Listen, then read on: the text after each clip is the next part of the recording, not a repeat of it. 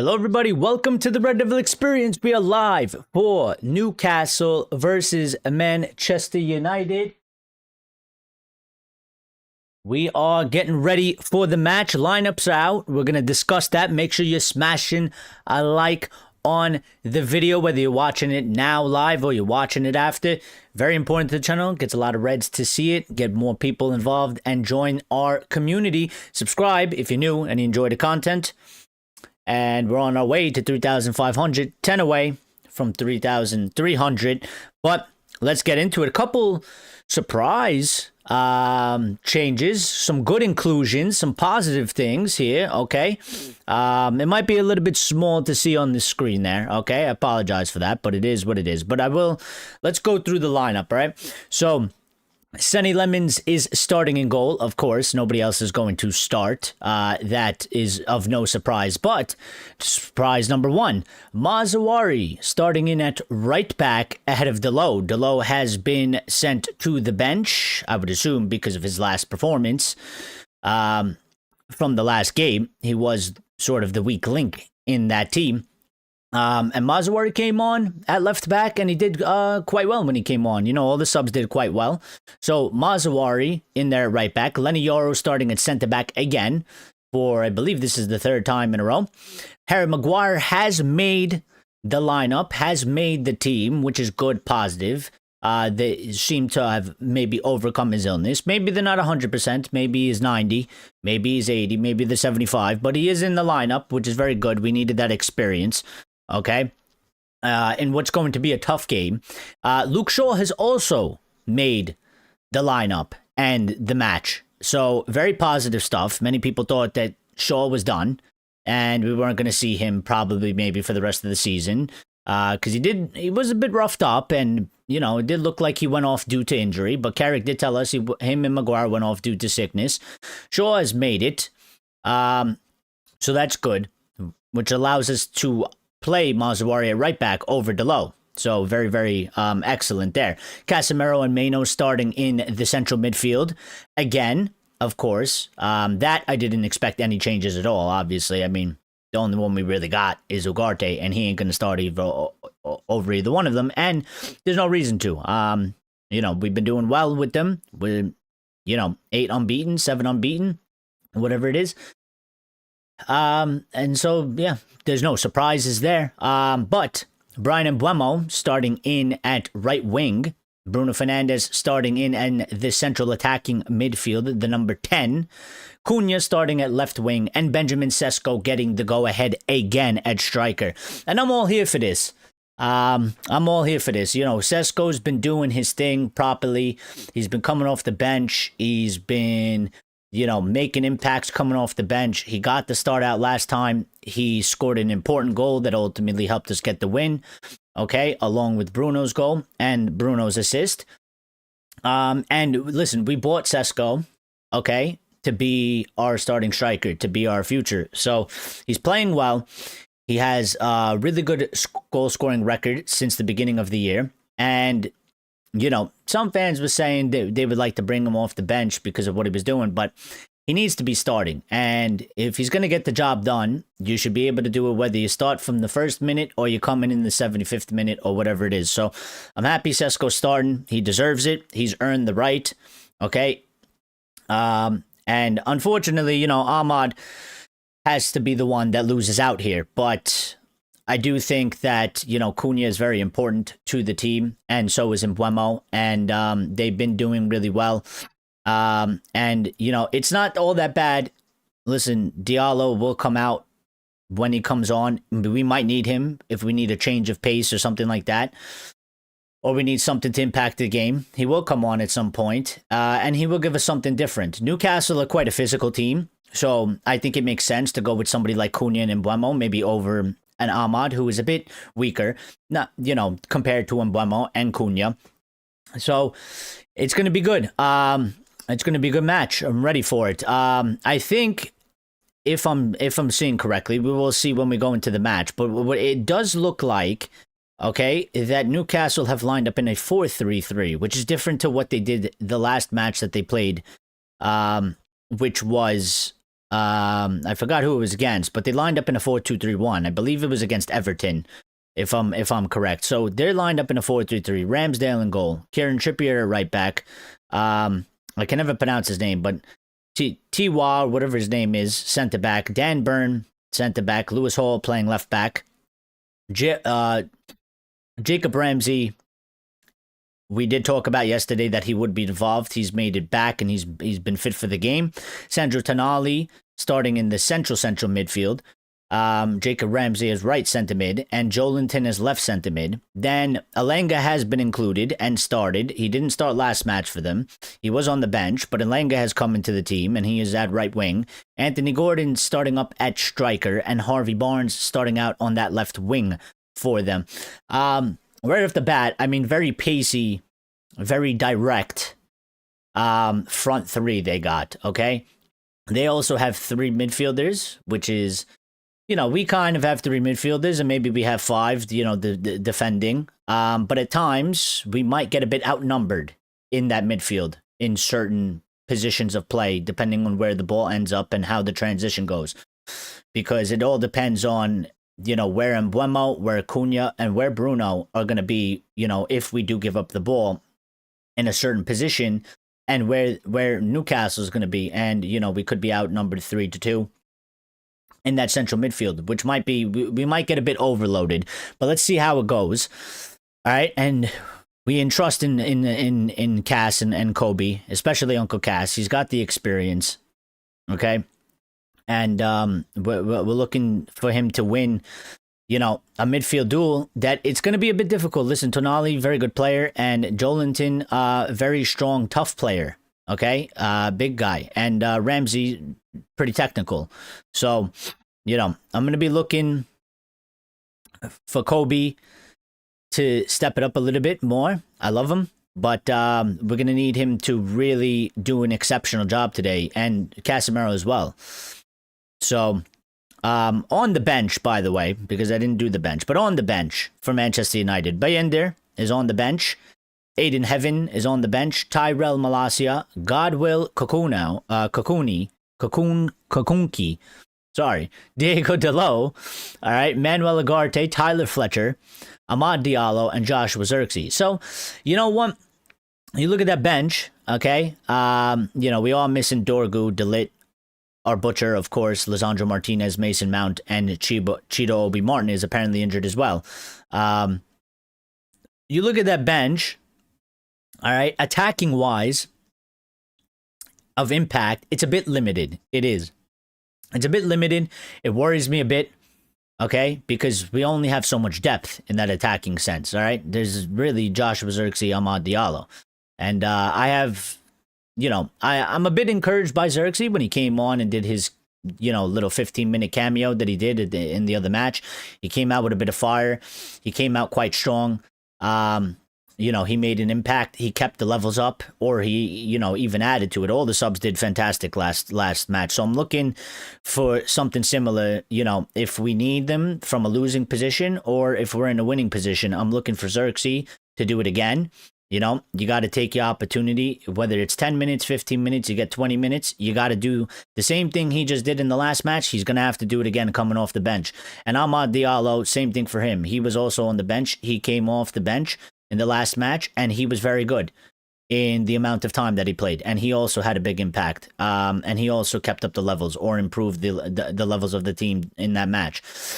And then we have, Tyler Fletcher, who maybe will get some minutes. Maybe he's just there for insurance purposes because, again, like we've been talking about the past couple days, we do need 4 players in the central midfield position.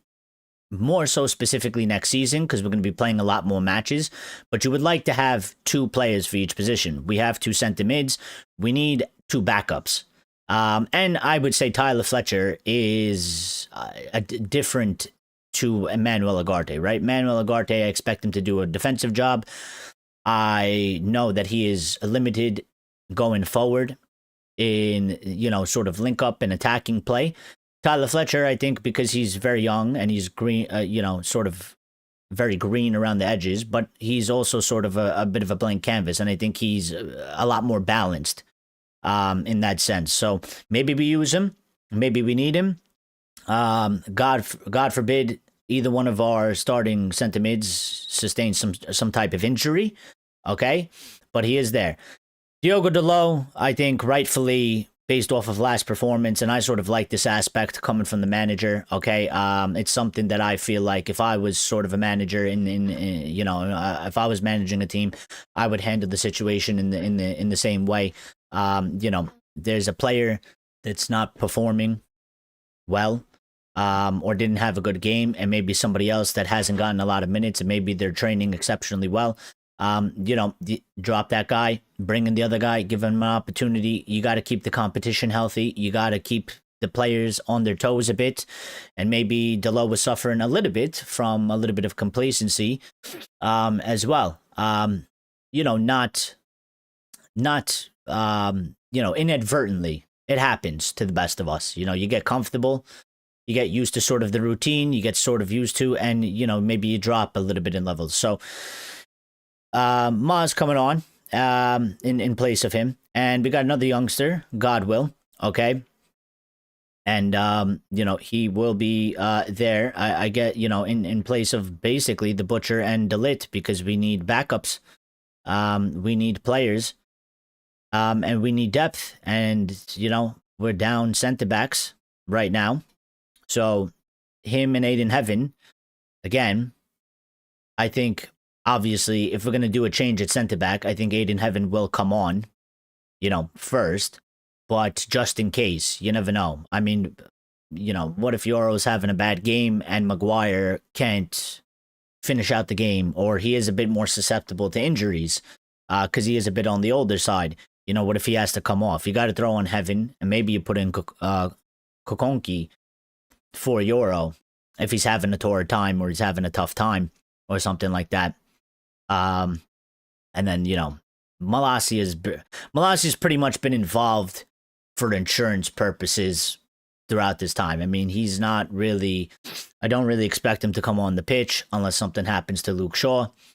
And even if something happens to Luke Shaw, I mean, if Maz is playing well and Maz can sustain 90 minutes or whatever it is, then I expect Dalot to actually come on, for Luke Shaw or something like that.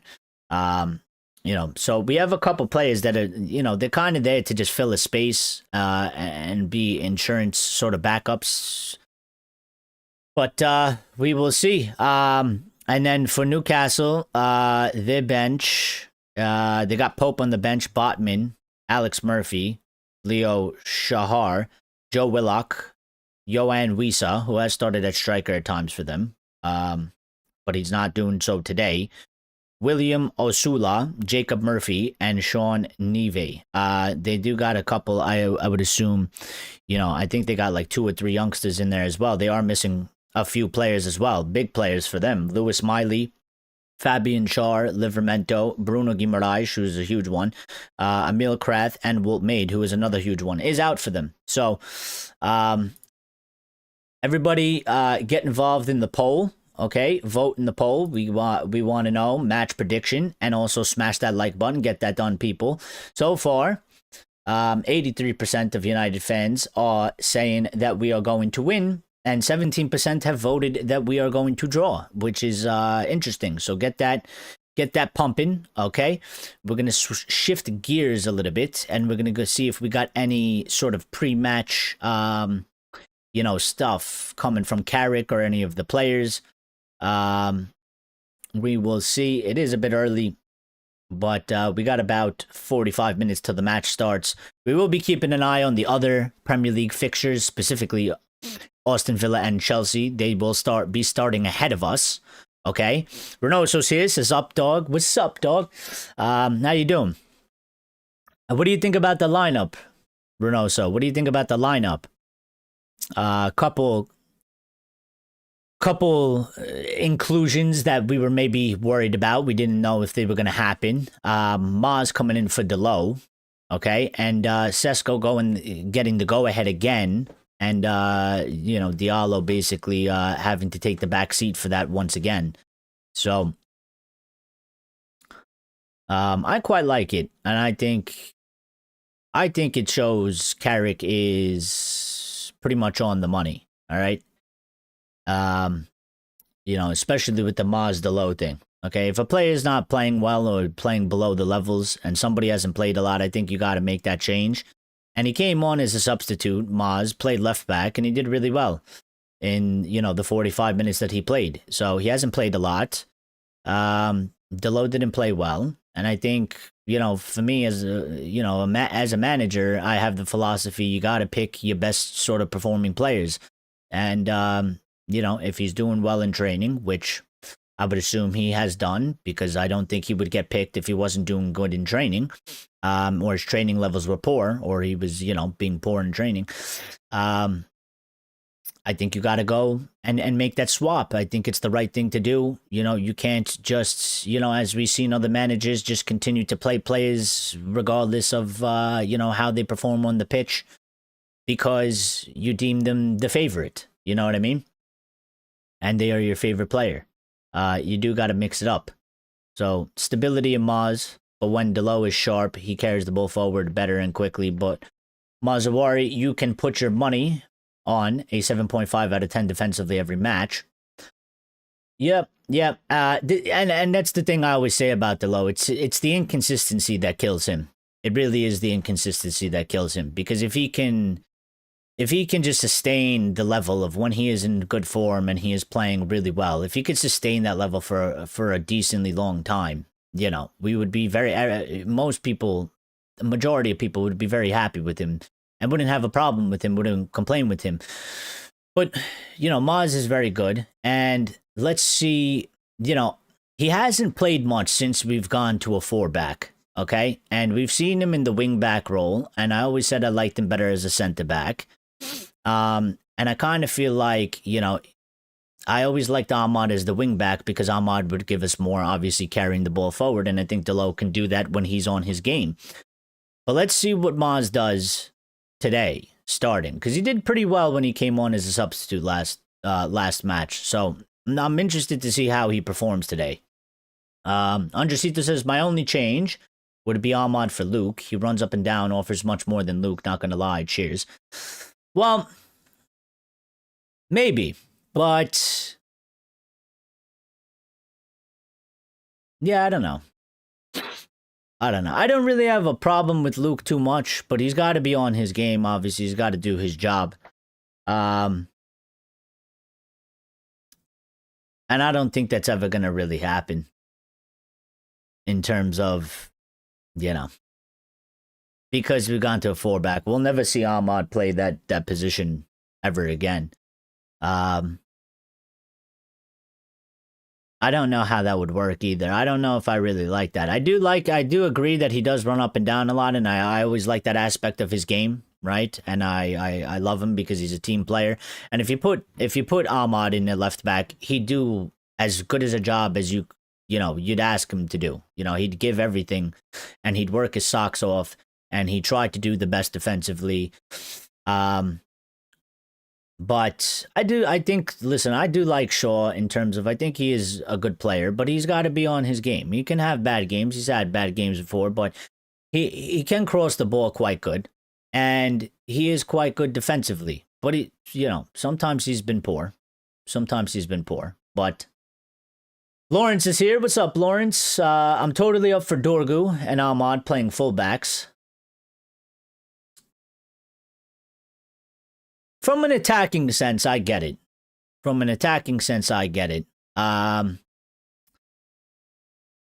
Defensively, I don't know how that would necessarily go for us because, listen, I think Ahmad, it's not his first thing. He does do well. I always say that. I always say for a winger, the defensive side, when you look at an attacking player to do the defensive side of the game, he does do it well for an attacking player. But I think when you look at somebody like Maz, who is actually a defender, or Luke Shaw, who is actually a defender, I think they are, a level or two ahead into the defensive aspect. So, I mean, maybe you could do it, but I don't think this would be the match to do it in anyway, because we are away from home, Newcastle. It's going to be a tough game. I think maybe we do it maybe you do something like that at Old Trafford. against maybe, a smaller team or a team that's going to play a lot more defensively, play sort of that negative football, you know what I mean? And maybe we just got to bombard the shit out of them and we'll have, 65, 75% of the possession. And maybe, we need guys run up and down and we don't do too much defending. But I think today is going to be a very sort of open back and forth game. A lot of space. We're going to need these guys. We're going to need Maz and we're going to need Shaw to be turned up defensively. They're going to have to be sharp. They're going to have to make great tackles. They're going to have to be strong. They're going to have to read the game. They're going to have to press on the attackers, cut down the spaces on them. Don't let them cut inside. Get a touch on the ball at all times. So, Delo makes ditzy mistakes too frequently to overcome his bad reputation of not being good enough. Yeah, it's listen, there's times Delo plays and he is super sharp and he is on the money and he has a really good game. And, it's like I see that and I'm like, I love it. You know what I mean? And I'm like, and all I ask for is to try and do that for 8 matches in a row. But it's always short-lived is the problem. It's always short-lived. Like he does it maybe for 2-3 matches and then the next match it's like sort of a disastrous performance for him. And he makes ditzy mistakes and he's, not sharp and he's off the money. So that it's that inconsistency that kills him. But I'm ready for the match, man. I'm ready for the match. I'm excited. I'm ready to go. I'm ready for the lads. Hopefully, they're sharp. They got to be sharp. They got to be ready to go. Benjamin Sesko giving us a little bit of quotes. Okay. He said, "I am just focusing on what I need to do. The little details. It is important to score goals, but my teammates help me. In the end, it is important, and I have to keep going like this." And I mean, little details, important. Obviously the big one is getting the ball, putting it into the back of the net for him. That's his main objective of the thing, but little things as well. Certain runs, positioning, reading the game, reading the situation. Even fighting for the ball. And then also, he needs his teammates. He talks about my teammates help me. He needs his teammates. He needs people like Mbeumo. He needs people like Bruno, like Cunha. And the rest of them, they need to trust him. Luke Shaw or Maz, if they're getting down the wings near the opposition box, they got to look for him. They got to trust him. They got to get the ball to him. I always make this emphasis on the striker. Always make this emphasis on the striker. You got to give that guy the ball as many times as possible. You got to get him as many chances as possible. Because he might miss one, he might miss two. But if you get him 7, you expect him to put it in at least once or twice.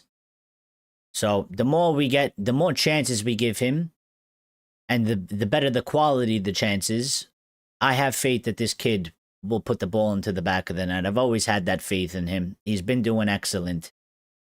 He's on an exceptional run right now, exceptional form. So I think he's averaging a goal every 43 minutes right now. And we're looking for him to get another 1 or 2 or 3 today. So, he's got his work cut out for him a little bit, okay? Because Dan Burn is, he hasn't been in the greatest form, okay? And Newcastle isn't in sort of the greatest form. But Dan Burn is a big guy. It is a bit of an aerial challenge for Sesko. Antoine, or whatever his name is, Malik, okay? He's been the better performing center back in the pairing of the two, and he's been one of Newcastle's best performing players over the last at least 5 matches. So he's got his work cut out for him there a little bit today, okay? But let's see how it goes. I mean, I think the Dan Burn one might give him a bit of a problem, because it is going to be, he is a big physical guy. All right. He is a big physical guy. And it's going to be interesting to see how many crosses we put into the box for Sesko in the air. Okay. And it's going to be interesting to see, what we're doing in terms of last match. We were going very narrow. We were going through the middle, or we kept trying to go through the middle a lot. But, ultimately the goal that Sesko scored, it came basically from the wing. I mean, Bruno crossed it in, but he was out on the wing, and he crossed it, pretty far, decently far from the box. The other one, obviously, we scored was a penalty. So, to me, and I was always wondering, like, in that last match, we got a red card. They got a red card, and they were trying to stay tight and tighten up the center of the box, and we kept trying to force it down the middle. And I didn't really understand why we weren't using more of the width, and we weren't whipping in more crosses when we went up a man. So it's going to be interesting today to see, because they are a big physical team. So I don't know how many crosses are going to come in, but I think as a player, putting my player hat on, you got to assess the situation. There might be a certain game plan, okay, to hit them in a certain way.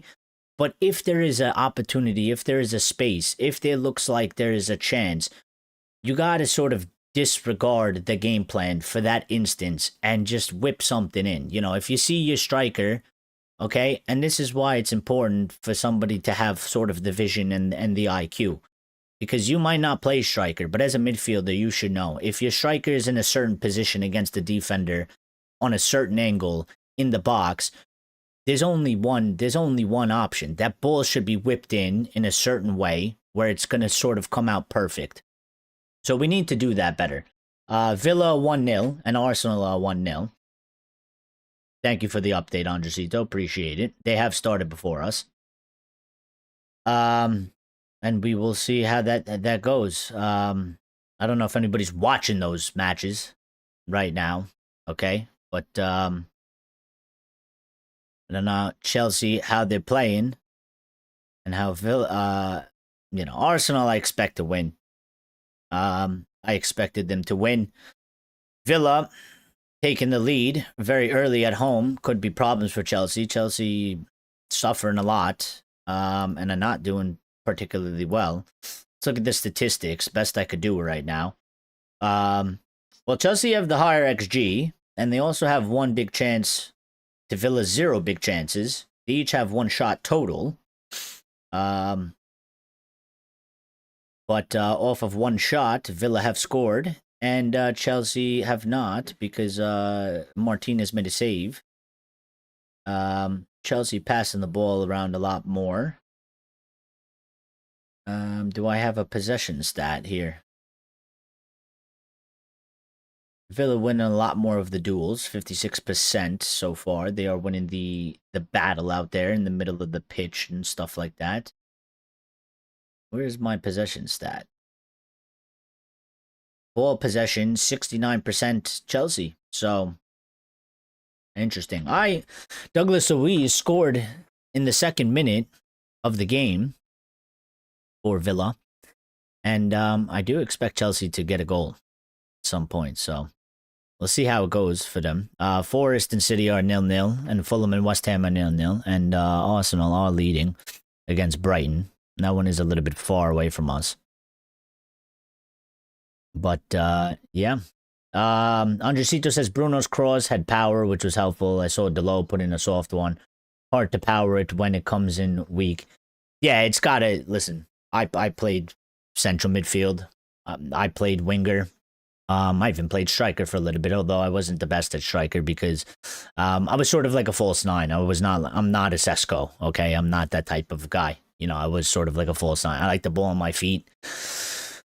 I like the ball to get to my feet, check in, lay it off, then make a run and try and receive it back. But I did play winger a lot, and I did play in the central midfield. And when you put in these crosses, you got to envision where your striker is going. You got to envision everything. You got to envision the power.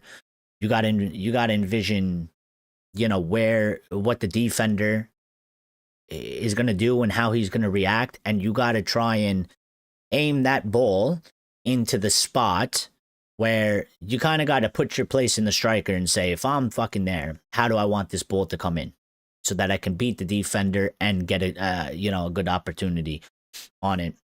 And that's somewhere where, like, the right backs, the left backs, they need to improve a little bit on that. Bruno, I think we all expect Bruno can do that sort of thing that Bruno does. That's in his game. He can make a pass like that. You know what I mean? But some of the other guys, they don't hit that level necessarily. The balls come in a little bit cheap, a little bit flat. Or it's just not the right decision. I think there was a couple times in the last match. I think there was one Luke Shaw had it. Instead of putting the ball in the air, he tried to put it on the ground. And it was just like, it was raining. You know what I mean? It was raining. The ball is skippy. Why would you try and pass it on the ground? Put it in the air. Maybe it slips off of their foot. Maybe they go to clear it and it doesn't get cleared properly. It falls to Sesko in the box and he kicks it in. So, this is the toughest test for Carrick and the team. Well, I don't know about the toughest, because I would say City and Arsenal. But it is a tough test. It is a tough test. I would rank it up there in the top 3 out of the teams we played, because Newcastle do make it very difficult for us in recent time. All right. And they are a very physical team. And the physical teams tend to give us a bit of a problem. I'm looking for in this match to see if we're going to get space. Because if we get space, if it's quite open, I think we have a very good shot. If we're getting closed down, if it's very tight, if we're not finding out ways to get maybe a good amount of time on the ball, we may struggle a bit. And if we struggle a bit in that area, and then we struggle with the physicality, we will be in a bit of trouble. So, based off of Newcastle, what I'm seeing right now is that they're lining up in a 4-3-3. I don't know how they're going to play necessarily, but I would expect some sort of a press. Okay, that front line is very quick and pacey. All right, Alenga, Gordon, and Barnes. Gordon playing striker, who is not a traditional striker. Okay, he obviously is like a winger, but they're using him as striker. They're down a bit of options. They're looking for the pace. From what I'm reading from this lineup, the way Eddie Howe has gone about it, he's looking for the pace. He's looking for the counter. He's looking to hit us quick. He's looking to expose us when we get the ball and we're in their half and we lose it. Okay, so we're gonna have to see how that does go. For us going forward. Let's see if we got any quotes from Carrick yet. Okay, match is starting in about 25 minutes or so. So, we did get sort of a transfer update, of course, because why wouldn't you, since we're playing Newcastle? And it involves Newcastle players. Transfer update. All right, Manchester United admire Bruno Guimaraes and Sandro Tonali. United would make a move for either player if they become available at the end of the season. That is coming from Stephen Railston, all right, who works for the Manchester Evening News and is a Manchester United reporter, if you're not familiar with him. Sesko, okay, talking again, little pre-match quotes from our strikers saying, we're definitely expecting a really tough game. It will be really intense, so we have to be focused until the end of the game. We are focused and ready, and we will try to win the game. Yeah, and I think it's going to be an intense match. I think it's going to be a tough match. I'm not saying we're going to roll them over. I'm not going to say we're going to obliterate them 3-4-0. That's not by any means. I don't expect that at all. But I'm not afraid of them. And, I'm ready for the match. So I'm ready for the match. I'm ready for the lads. Let's see what they give us. And let's see how it goes. What else do we got? Guys, get your score predictions in. Okay? Give us your score predictions in the chat. Also, vote in the poll. All right? So we see how we are before the match actually kicks off and starts. Here's a little bit of a stat or trend. Okay? Manchester United have recovered 9 points from losing positions in the Premier League in 2026. More than any other side, we have only lost one in the last 8 league matches in which we have fallen behind. We have 3 wins, 4 draws after having lost 10 in the previous 13 when trailing beforehand. Okay, and drawn 3. So that's a good thing to sort of have in our back pocket a little bit. I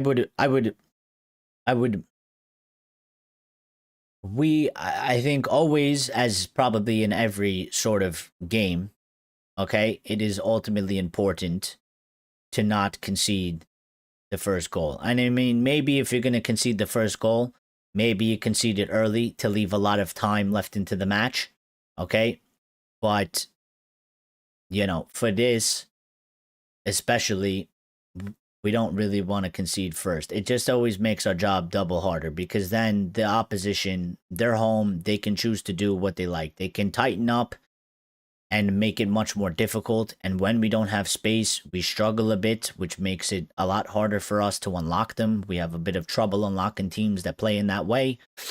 We want the game to stay open. If it is open, we want them to have an onus, which they're going to have because they're at home. They're going to be expected to be on the forefront. They're going to expect it to be, you know, sort of dictate the match or, you know, really go for it. And they will do that when it's 0-0. They might close down a bit if they go up 1-0. So, you know, we do need sort of to keep it very open. I think it benefits us immensely. My score prediction, as I said yesterday, I'm going for 2-1 us. I think both teams will score a goal. I don't know in which way it will necessarily go, but I am going for a 2-1. I think we could get a 2-1. Ultimately, I would like a 3-1. And I would like us to be as sharp as possible. Sesko maybe gets 2 goals, and maybe an Mbumo or a Cunha goal would be nice as well. Or maybe a Bruno goal, you know. Andresito saying 2-1 as well. Yeah, I feel like 2-1 is super realistic. Can definitely happen. I feel like, you know, it's what is probably going to happen. But we'll see what happens. Let me see. Where is Carrick? Carrick hasn't given us any update. We do have another transfer update, by the way. Kevin Adeyemi is delaying a new Borussia Dortmund deal as he eyes a Premier League move with Manchester United previously linked. That's coming from Sport Build. Okay, we do need a winger. He is a winger, and he is versatile as well. I think he can play left and right, and he could probably play somewhere in the central as well, maybe as a false 9 if you need be. But yeah, one to keep an eye on, I guess. How are the other matches going? Still the same? Still saying here? Yep, still same scoreline. They're about 25 minutes in, all of them. How nice of them to give us the delayed start to the match, you know, while everybody else has got to play at the same time. That's because we're special, you know. That's because we're bigger than everybody else. So they got to put us on our own time, you know. We got to be the ones. They got to be in our own time slot. Okay. I'm surprised we haven't gotten any quotes from... Oh, here we go. Carrick. They just came in now. I'm going to wait for them to write it up because I can't hear the audio. And this is audio. Let's see. Maybe I could read it as he's saying it.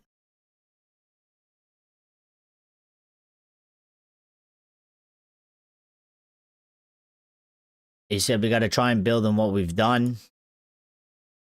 I thought News came in and done ever so well on the weekend. And just a little freshen up, really. Trying to manage the whole 90 minutes as well, and the boys coming off the bench to finish the game strong. So hopefully we've got the right balance. And as I said, the boys are in a good place, and we've just got to keep building and moving forward. Yep. And I think that's like, you know, the pretty standard message that you can give. You know what I mean? Pretty standard message, but I think right on point. I mean, we are in a good place, sort of similar to what I was saying. You know, we are in a good place. We are performing well. We're in a positive place, and we just need to try and continue to build forward and build on top of what we're doing, and keep up the levels and keep up the performances as to what we've been doing over the past, you know, eight matches or so. You know, they're really gonna have to be turned on for this one again, because they do have pace, they do have strength. Newcastle, they are, you know, a bit out of form, but you can't be complacent that way. You can't, you know, they are home as well. So can't come in there thinking the job's already done before the ball is kicked. Ray says 1-0 to United. Is his score prediction. Yeah, I think that one, you know, could happen as well. I think it might be a bit. I think it would be a bit difficult to keep maybe a clean sheet, but you know, the one thing that I am a bit worried about there is Maguire has been really good. Okay, he has been really good, but we all know sort of a bit of his crucifix, his crutch is that he is slow, and they have a very pacey front three. And like I said, they're going to be trying to hit us on a counter. They're going to try and, you know, hit us quick with that front three. There's no doubt about that. This is the only reason why you would go with the front three like that. He's gone for pace. He's gone for the counter. He's gone to expose us, because we do play we do play pretty high when we have the ball, and I expect us to do that. And when we enter Newcastle's half, you know, they're going to have at least 2 to 3 players ready to, you know, sort of pounce on the attack. So, and I worry a little bit for Maguire, because that pace, you know, he can get easily beat, especially if somebody's making, you know, a run through the center, a ball over the top. It's going to be a bit difficult. We're going to need Lenny to step it up. Lenny's job, okay, is to support Maguire in that way. All right. Maguire supports Lenny in a different way. All right, but Lenny's job is to basically make up for Maguire's lack of speed. All right, and that's what Lisandro Martinez does when he plays next to Harry Maguire. All right, Lisandro is quicker. Lisandro is more agile, and he is sort of the cover to Maguire to make sure that okay, you have a little bit of lack of pace, but I will cover the guy running. I will cover the guy that's running, and I will drag back with him. You know, you just make sure you get back into position and cover whoever else is running in sort of late. So I am a bit concerned about that in the back there. I'm not gonna lie. But Maguire has been sharp with the tackles. He's been good in the air. He has been good at reading the game. So hopefully he's just, you know, turned up all the way. You know, strong tackles, strong tackles, going hard into tackles, using his body, using his, you know, his strength, his height, and just making a really tough day, you know, for the attackers. They're quick and agile, but they ain't as strong as Maguire, and they ain't going to be as good in the air. So you're going to have to try and, you know, maybe be a bit, don't give him too much space, but, you know, you do those decisions where you decide to go for the ball. You got to be really on key with that. You got to make sure when he is going to lunge for that ball, when he's going in, he's got to be on the money that he's getting that ball. Because if he mistimes it, he's done. If he mistimes it, he's out of the play with that pace that they have. So, Carrick giving us a good overview now. This is what I was sort of waiting for. So Michael Carrick giving us his pre-match thoughts. He said, it's always a challenging game when we come here. It's always a good game. It's the type of atmosphere you want to be involved in, and we've got to be at our best tonight to win, and we do. And that's basically what I've been saying. I don't expect them to get rolled over. I'm not shaking in my boots from them, but we have to be on top of our game if we're gonna win. If we're gonna win, we can't play like how we played against West Ham, against Newcastle. We won't win this match. We didn't win that match. We drew it at the end, and we saved the point, but we won't win this match. We cannot play to the levels we played against West Ham, and even to the levels that we played against Everton. We won that match, but Newcastle will give us a tougher game than Everton, even though they are in a different spot in the league. Okay, but we got to be to that level as well. So, Carrick also telling us he spoke on Sesko, okay, and he said he's gradually building since he came to the club and over the season. It's part of learning, developing, and getting used to a different environment. Confidence helps as a striker, but his performances and how he's improving at the time is exactly what we hoped. And yeah, I mean, I've been saying that for time as well. Like, he was always going to have to gradually build since he came to the club and over the season. He wasn't that guy that was sort of going to come in here and hit the ground running. I think you look at the difference between him and Bruno Fernandes, yeah, and the age that they came from and the experience that they had. And Bruno already had a lot of good experience, and he was already, he was about 5 years older than Sesko when he came to Manchester United. Bruno came here, hit the ground running immediately. He was ready to go. And Sesko, did not. But I always sort of expected that. When you take a player like that at that age and coming from the Bundesliga, and we've seen players from the Bundesliga come and they do struggle a bit in the Premier League. And, a lot of them, not all of them, some of them do well, but some of them never make it. And, they don't adapt well. Even for an English player, like Jadon Sancho, who did particularly well at Borussia Dortmund, has had a terrible and horrid time in England.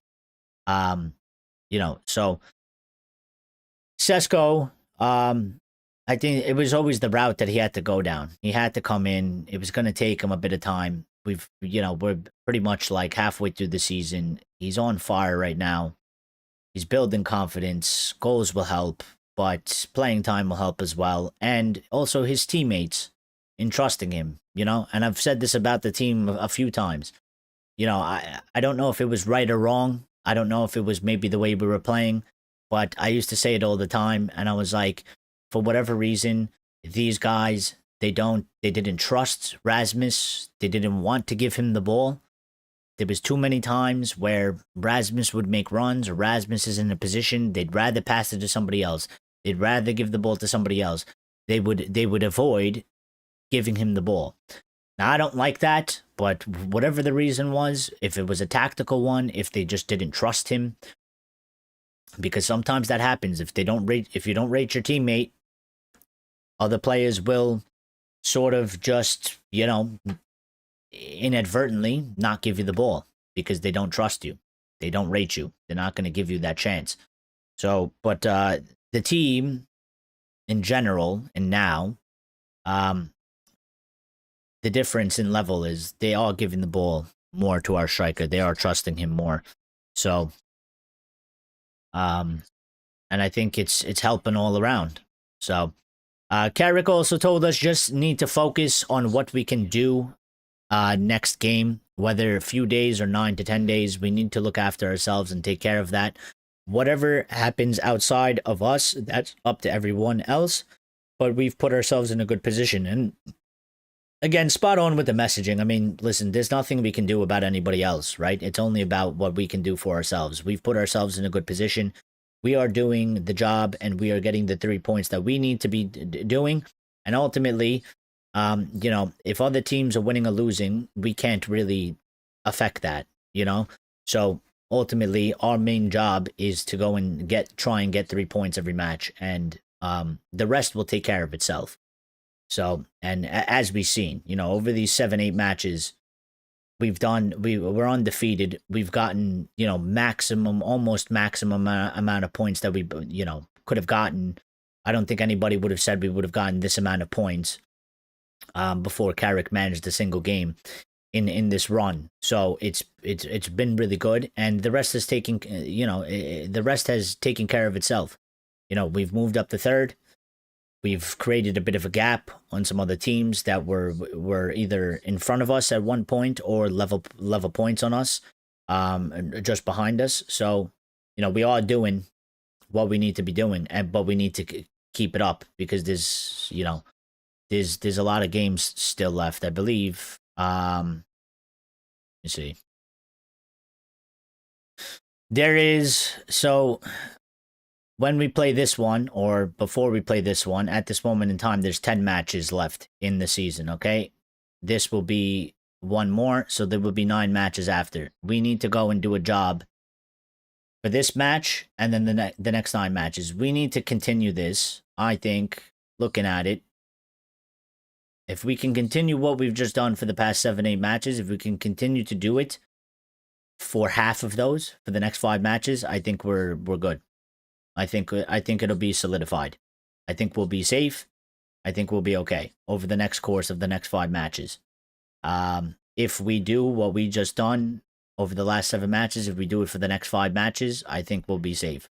And the last 5 matches will be a little bit less stressful, for us in general, the fans. We won't have to worry as much. We'll be a little bit more relaxed. And we'll be a lot more confident in our finishing and in our standing for the season as it remains. Renosa says it was anarchy for a few years, in my opinion. Rasmus was unlucky, as the first season he made a lot of his own luck and started to score and look good, but eventually got sucked up by Ten Hag era tornado. Well, yeah, I mean it was a bit of both, right? And listen, when it was always sort of a similar situation to me. Rasmus coming from the Serie A, and he didn't really have that experience. He had one season really where he played, the first team football and was like involved, and he came here and he always needed sort of the guidance and the help that sort of Sesko's getting now. And when you struggle, okay, and you will struggle, and then the team is struggling and there's a disaster going around you, you're only gonna get burned alive. You're only going to catch on fire. If there's fire around you and you ain't taking protections, or you don't have any protections on you to not catch fire, you're going to catch fire as well, in a bad way, not in a good way. So I think that's what happened. It was sort of a cause and effect. Like, he wasn't ready. He needed time to develop. He needed the team to sort of help him out. He needed a good environment. The environment didn't go well, and it only sucked him down more. It was it was like being in quicksand. It was like being in quicksand at one point. Like, he was stuck in the mud, and it was like somebody took him out of the mud and placed him in quicksand and just made it worse. So, but the team isn't like that right now, and you can see how it can help for a striker. In many different situations. Villa and Chelsea 1-1. Good news for us. I did expect that to come. Let me refresh here. The match is starting in 4 minutes, by the way, people. So thank you, everybody that smashed the like button so far. If you haven't done so, please get that done. It is important to the channel. And if you haven't voted in the prediction, okay, in the poll, get that done right now. We got 82% of our fans / community saying that we are going to win, and 18% have voted on a draw, and 0% have voted on a loss. So, I mean, the confidence is there. Yeah, Villa, Chelsea, 1-1. Arsenal still 1-0 versus Brighton. Okay. Manchester City have taken the lead against Forest. 1-0 there to City, and Fulham and West Ham are still 0-0. I have a slight delay on the West Coast, so I'll talk to you after. Okay, fair play. You could always just put the chat on or whatever. You could always put the stream on delay as well and sync it up if that's something you want to do. If you don't, I'll see you after. But that is always an option for anybody that, if we're not synced up, you can sync it up. It's a bit of a pain in the ass. I used to do it sometimes. But yeah, you could always do that. You could put the stream on the delay so you're synced up at the same time. I do need to get this ready though, so just give me a second while I am trying to sort of multitask here and stuff. I need to get the timer ready. Okay. Where are we? Where is my timer? The timer is there, but I need the menu for the timer. All right. I got this. I need to get the chat in front of me. All right. I need to get the chat in front of me. Villa game is very good. Is it? I'm missing it, unfortunately. If we weren't playing today, you know, if we weren't playing today, I would be, that would be the match I'd be obviously watching. And we wouldn't even be live. So the match is going to start in about a minute or two. All right. Can I do this? Can I do this really quick? Can I do this really quick? I need to schedule the other stream. Here we go. Reuse settings. Where are we?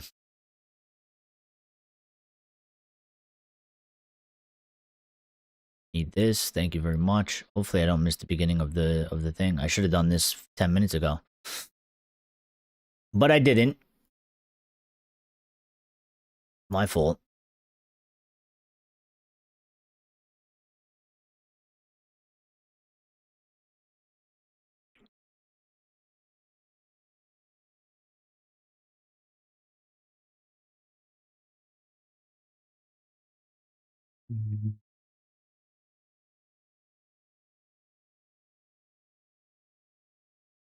EW MUN.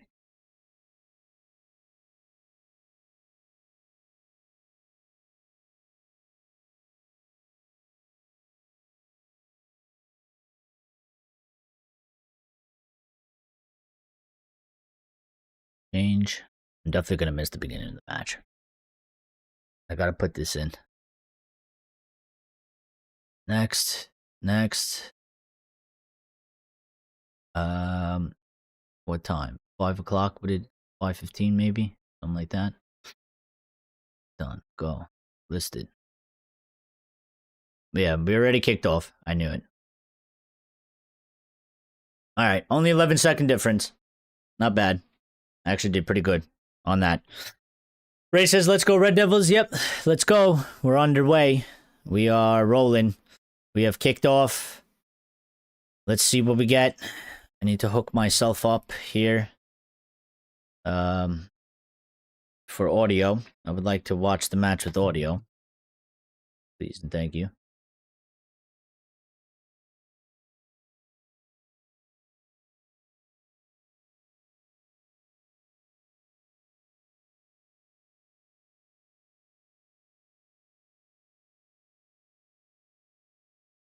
Newcastle here in our half. Early in the beginning of the game. United does well to get the ball. Newcastle are coming with that press. All right.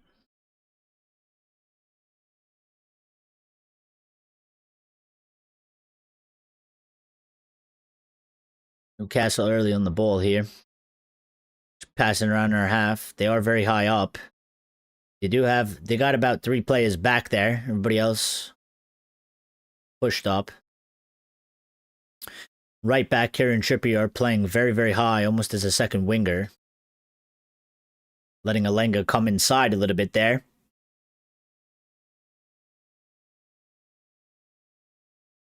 Let's see how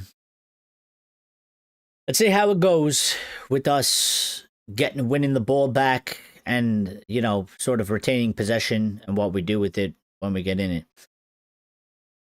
Usually like to give the lads first 10 minutes to see how it's going. Shaw getting to the ball there, very good. Kobe loses out there in the physical battle. Newcastle on top of our box. Harvey Barnes trying to take on Maz. Maz does well to close down the space. Newcastle still moving it around here. Being patient.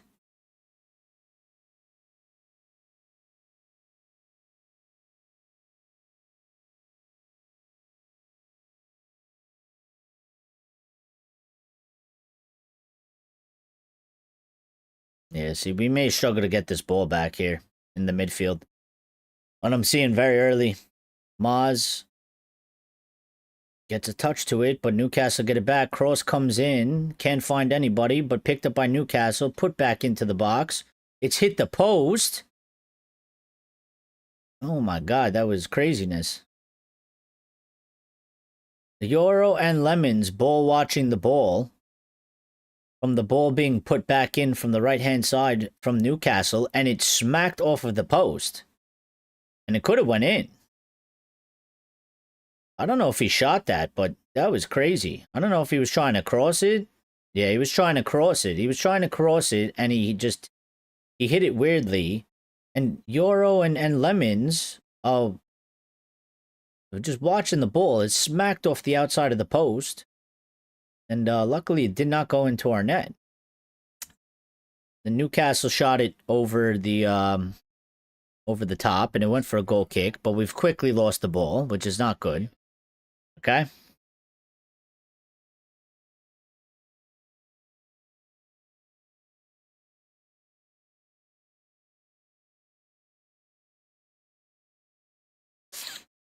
If anybody's watching and wants to sync up with me, I'm at 406, 407, 408, 409, 410. I know the clock on the screen's a little bit behind. It's about an 11-second delay. I started it late. I never get the clock right.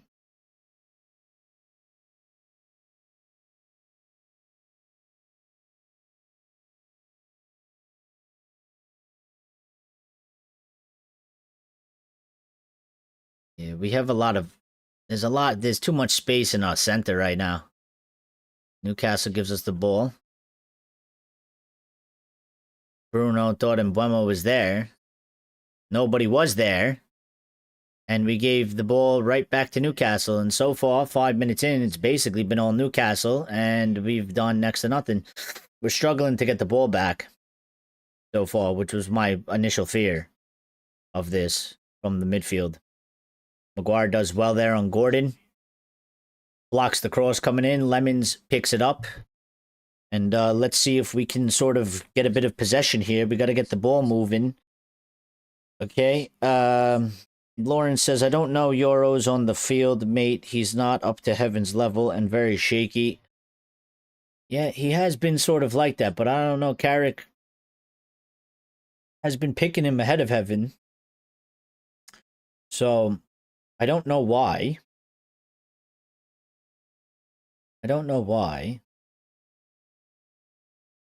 I kind of agree, and I kind of see the same thing as you. And I think actually many people see the same thing as you. And only Michael Carrick can give you the answer for that, but somebody would have to ask him the question. And obviously, to the public, he's only going to give you sort of the public response, right? He's only going to give you the PR response. Here we go. Bruno gives it to Cunha. You got to put that on target, Cunha. It was an early chance for Manchester United. Newcastle had thrown in their own half. We pressed them well. Sesko got the ball, gave it to Bruno, and Cunha on the top of the box with a ton of space in front of him just completely fucked it up and just skied it completely wide. You got to put the ball. That was a really good space that we won the ball in, a really good opportunity there. He had space in front of him. They didn't close him down. You got to put that ball on target. That's got to be on target. You know, for 6 minutes in, and we barely had a touch on the ball, for that to be your first opportunity in the match. Cunha doing well here, though. Taking on 2-3 players. And we've passed it backwards and just holding on to a bit of possession, trying to get a feel for the game right now. Lenny's on the ball, gives it to Maguire. Maguire's going to give it out to Shaw here. I think we need to try to find the space, and we need to hit them directly.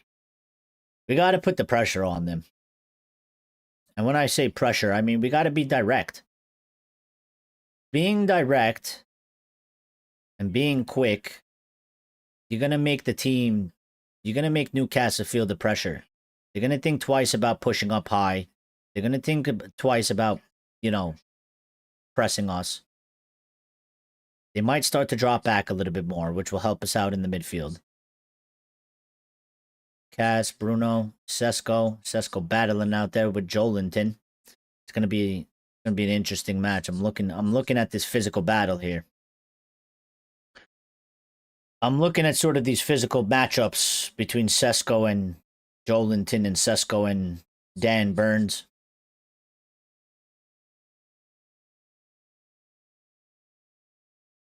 Lenny, you got to get that, Lenny. Use your body. It's soft there. Bonds trying to make something happen.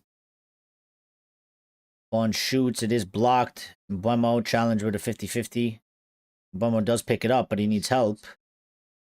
Back pass to Maz. Maz is fouled in near our box. It was good. It was a good shield from Maz. Good, you know. It was a very hard. It was maybe a shout for a handball here inside the box. And I think Mazawari, but I don't think it's going to be given. His arm was close to his body. It was down. So I don't think he could give a handball for that. I don't think you could give a handball for that. Lemons kicks it long. It's sent back to us. Lenny kicking it. Newcastle pick it up again.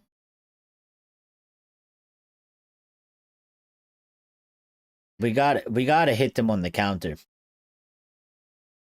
We're going to have to hit them on the counter.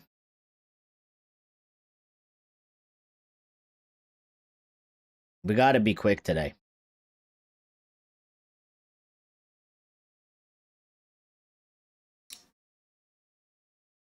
I think our biggest opportunity, our big chances is going to come from when we get that ball. If we're going to have a runner or two breaking the lines, and we're going to have to send them. It's the only way we're going to have a really good opportunity. It's going to be a 2v1, maybe a 2v2, maybe a 3v2 for us.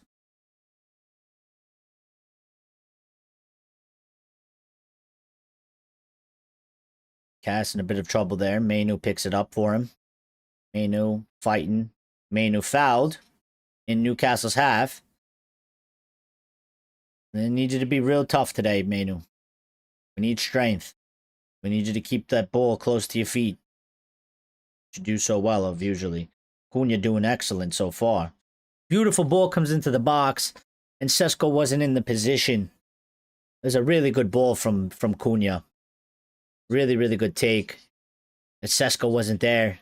You need your striker to be there. He's got to be there. That's a tap-in. That's a goal. Cunha did everything right there. Cunha's been really sharp so far. He's taken on one or two defenders. He's gotten past them. He's beat them. He's shown good speed, sharpness.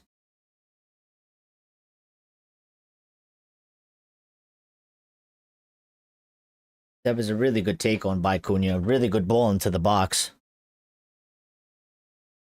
Lenny, good strength there. Not a good long ball, though. That's you, Lenny. Good tackle. Good cover for Maz. That's what you got to do, kid. That's what you need to do. Read the situation. If your team's if your teammate's out of the position, you got to cover him. You have to do it for Maz. You're going to have to do it for Maguire, maybe.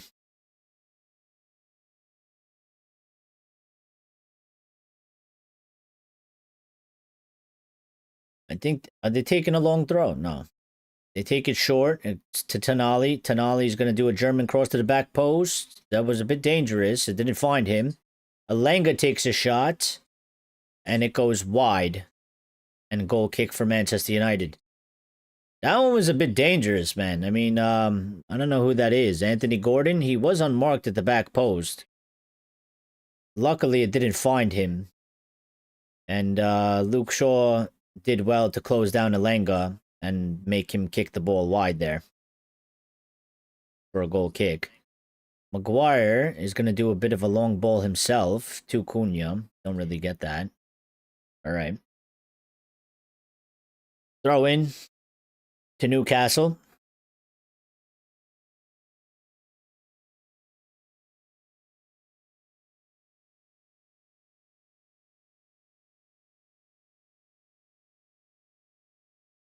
Cass looking for Mbuemo, doesn't find him. Cut out by Newcastle. Decent look, though. Decent look. Jolinton. Faking out Bruno there. See, we have a problem with the midfield. Ooh, that was dangerous as well. Barnes picked it up on the top of the box, sent a curler off target, but very encouraging for Newcastle. Not very good for us so far. They have had the better opportunities. They are looking the more dangerous team right now. And that could have easily went into the top right corner. Lemons was never getting to that. I mean, he was glued to his position. And we're a bit fortunate there that it was off target. Because if it was on target, it was going to be one of those bangers from outside the box. This is the second time, by the way, or third time, we have taken a goal kick and we've kicked it to Cunha out on the left side and not gone to Sesko, and we have lost the ball every time we've done this so far. So Newcastle picked the ball back up. Cross comes in. Lemons picks it up, secures it, and this is what I'm talking about here. Slow start. Slow restart. Lemons has gone back. He's dropped it down. Newcastle are in position. We needed a faster restart. We have an awful midfield. I think we're better playing it long like Ruben tried last time. Well, I don't. I think it's more of just a. I think it's more of just a tactical thing right now, in that the terms of that we are on paper already automatically outnumbered 3-2 in that midfield. They have 3. Their 3 is spread as well. They're not very central. You got 1 or 2 in the center, but you know, formation wise, we are outnumbered already. So, and I think that's always a bit of an issue, because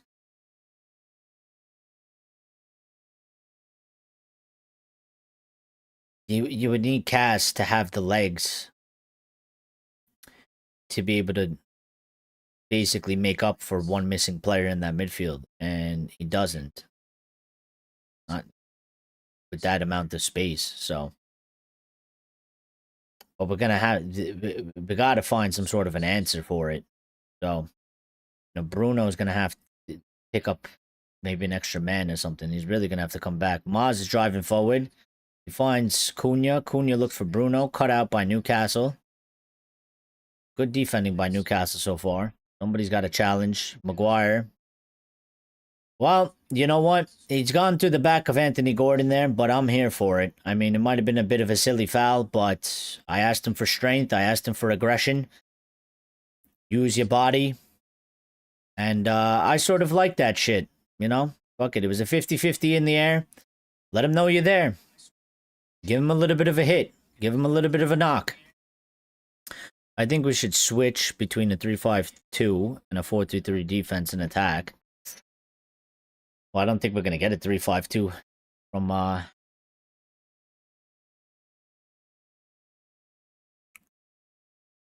We're not going to get a 3-5-2 from Carrick. Not at this moment, anyway.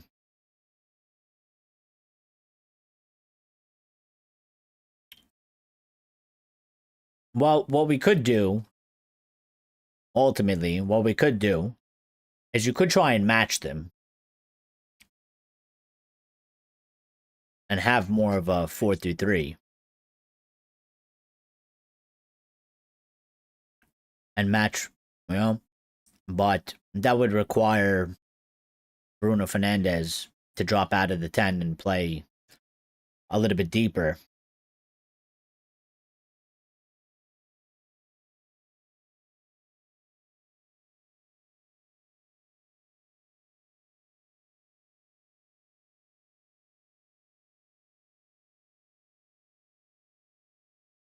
VAR was having a look here. I kind of missed it. I blanked out. Was that against Shaw? Or was it on Shaw?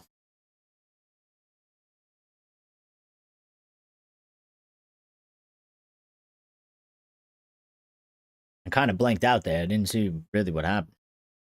I was also looking down at the chat. It is absolutely freezing in my room right now. I don't know. The heat's not working.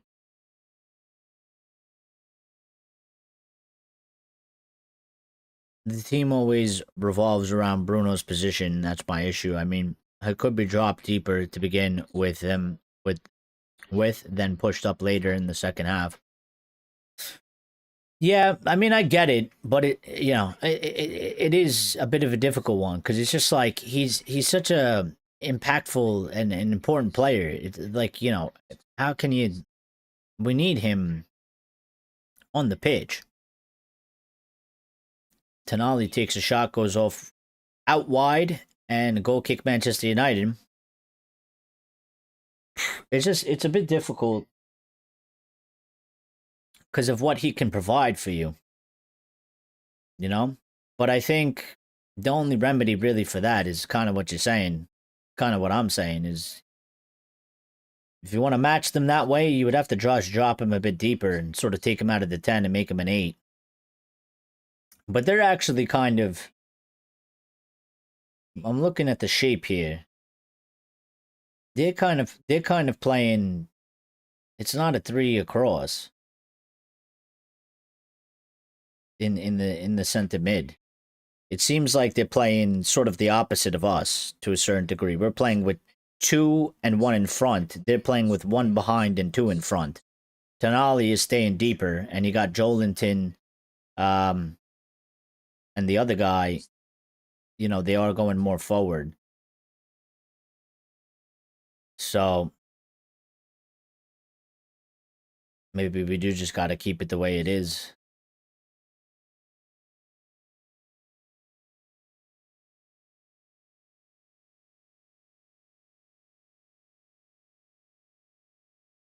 Did they call a foul on Mbeumo there?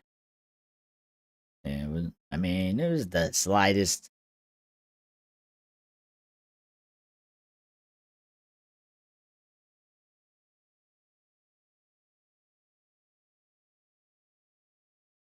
It's been a slow start here for us, Newcastle.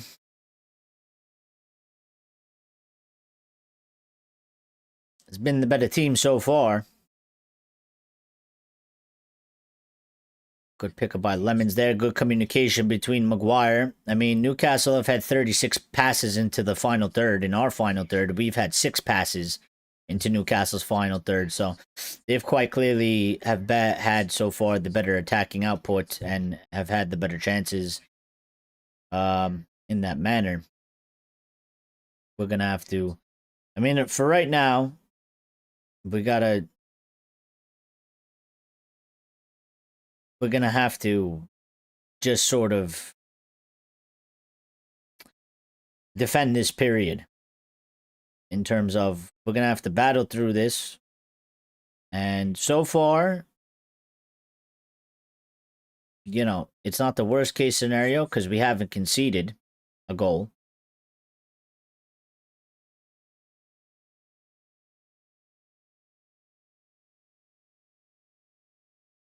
And I guess the best case scenario of a worst case scenario is that,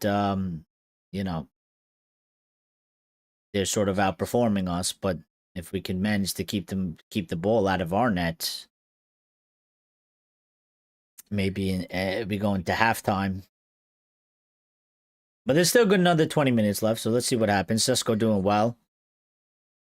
Referee has stopped. 2 players have gone down with 2 face injuries.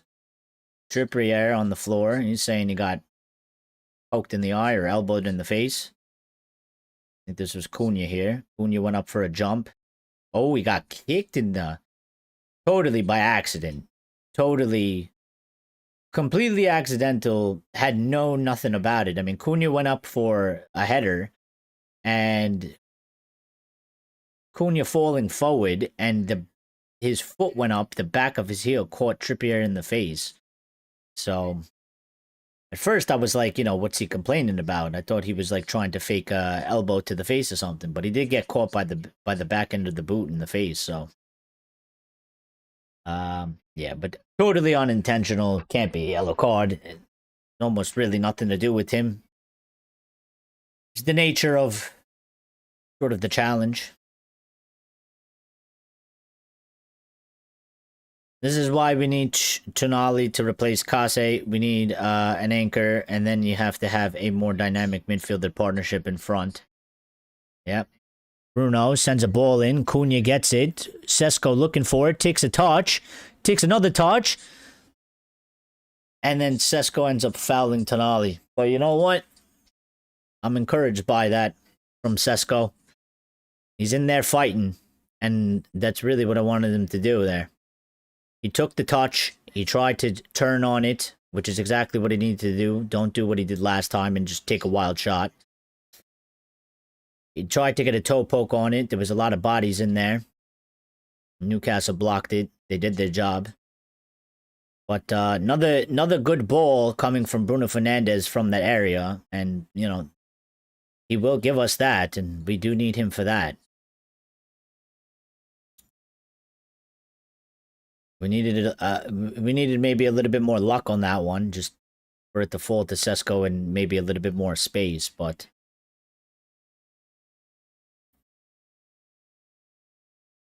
Lenga sends in a bad cross, goes out for the throw into Manchester United.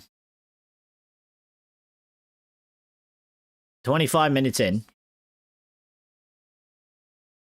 25 minutes in.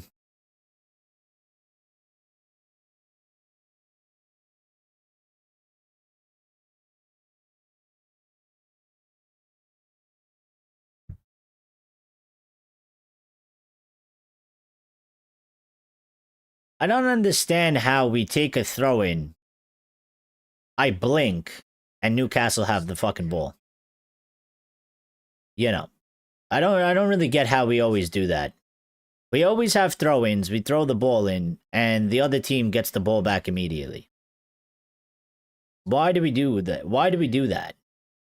Why have we not sorted that out, I know it's like sort of a minor detail in the grand scheme of the games, but like that's a pet peeve of mine that we do that annoys the shit out of me. Like, the throw-ins, we should be doing things with the throw-ins that benefit us. And a lot of the times we don't. We take too long, nobody moves, we give the ball away. Sesko, blocking there. We need Mbeumo to get a little bit more involved. Kobe, back to Menu to Cass. Okay, and Mbeumo, you got to take him on there. It's 1v1, take him on. He does. He finds the space, cross, blocked. They did well. It's gone out for a corner, says the assistant. So corner to Manchester United. Let's see what we could do on here. It was a bit good of play in something that we haven't, done much, but that was sort of Mbeumo's first real involvement, getting the ball in his feet, getting some space, and going, at the Newcastle defense there. Cross comes in from Mbeumo. Headed out by Newcastle for another corner.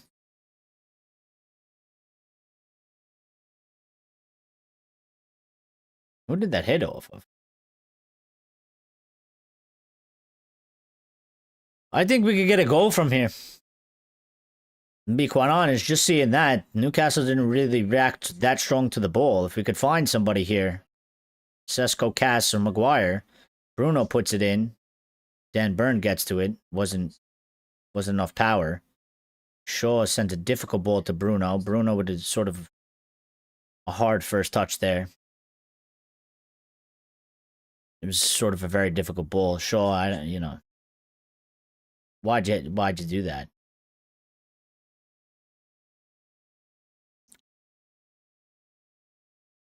Casemiro's a black eye. Who did that to? Who did that to Cass? Who did that to Uncle Cass? He's got a black eye. Who gave our uncle a black eye? Well, if it was in training, you can kind of look at it two ways. You can kind of say, well, whoever did that's an idiot. Going too hard in training. But you could also be encouraged that, you know what? They're going hard in training. Newcastle here with a dangerous sort of break. Joelinton, lots of space. Lenny does well to cut it out. Nice job, Lenny. Very important interception there from Lenny. But Newcastle get the ball back too easily, and too easily in our half. Bruno stepping in there. That's what we need from you. Sesko picks it up, lays it off to Cunha. Very good. No, Buemo, read it. Okay, somehow he got it. Give it to him, Maz. You got, send the ball forward.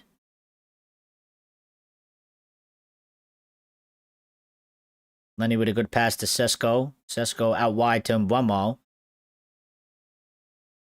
We're getting more possession, but I still think we're too slow, though.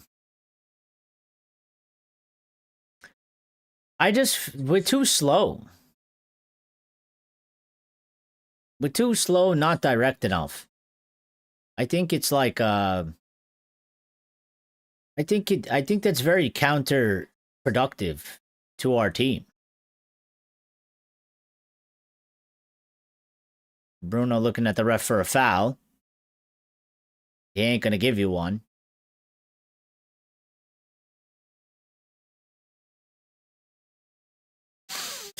"30 minutes in. Been mostly Newcastle. But still nothing in this game between us. Really.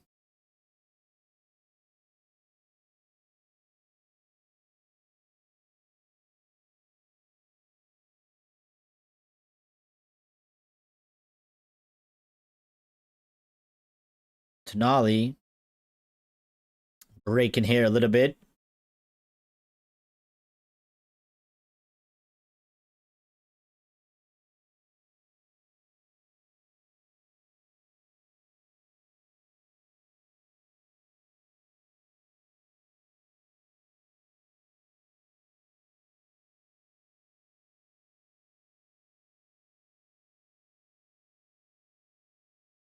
Newcastle 58% possession. Manchester United 42. Newcastle 119 total passes. United 91. Cass losing the battle there to Joelinton, and that is one of the problems. Joelinton is very mobile. Kobe getting dispossessed in the midfield as well. Lenny doing well to pick it up. Bruno here, and it's a 3v3. See, Bruno, to me, why that ball? Why on the ground? Why is that cross on the ground? Why is that cross not in the air? The cross has to be... It doesn't... Even if you put it mid-air. But why on the ground?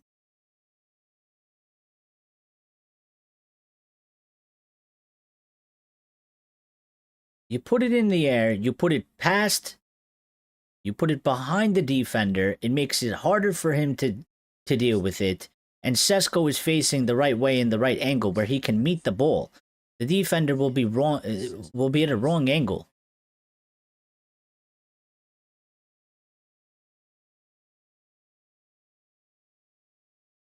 I mean, I don't know. I'm not a defender. That wasn't really my expertise of a position. But I think I would prefer if the ball came on the ground than if it was in a weird angle in the air. I think it's a lot more awkward to deal with a ball that's in the air. If your body is in position correctly, than it is, on the ground. It's a bit better now, keeping the ball wide, which is United style. Yeah, we need to use the width. We need to spread them. We need to find another gear or two, though. We do have a free kick here in a good area. Bruno and Cass standing over it. Talking in Portuguese. I always like to imagine in this situation, like, Bruno's like, yeah, I'm gonna fucking shoot it. And Cass is like, are you gonna shoot it? You better score. He's like, why don't you pass it? Nah, I'm gonna fucking shoot it. Don't worry about it, Cass. Don't worry about it, Uncle. I'm gonna fucking hit this one. It is a bit far out, but it is very center, and I think it would be very awkward to try and whip it in from here. He could do so, and he might do so, but let's see. He does whip it in as a cross. Kobe, foul him. Foul him. You gotta foul him. You gotta foul him.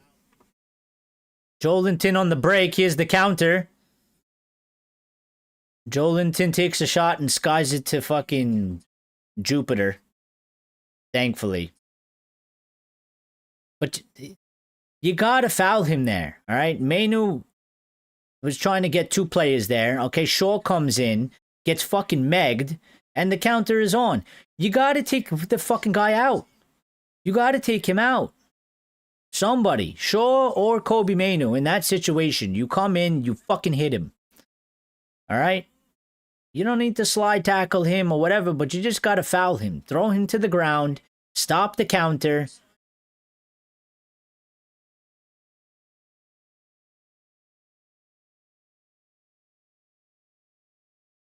Oh, shut up, Newcastle fans. You absolute, as they would say in the UK, you absolute parcels. You fucking parcels.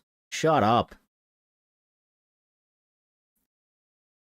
They're fucking moaning because Lemons went to go move the ball a centimeter to the fucking left. Shut up.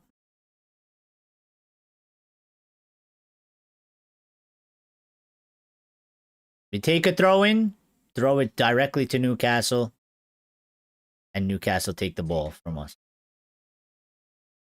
I don't really understand that aspect of, you know.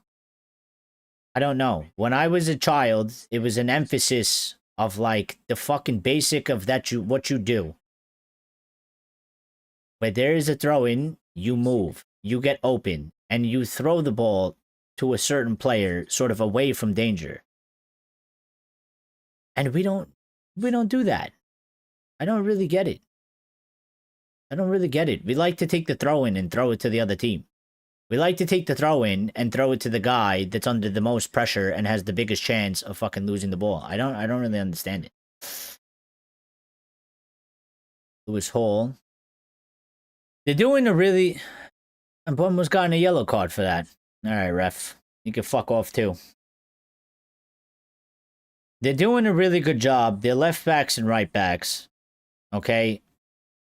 And the wingers are...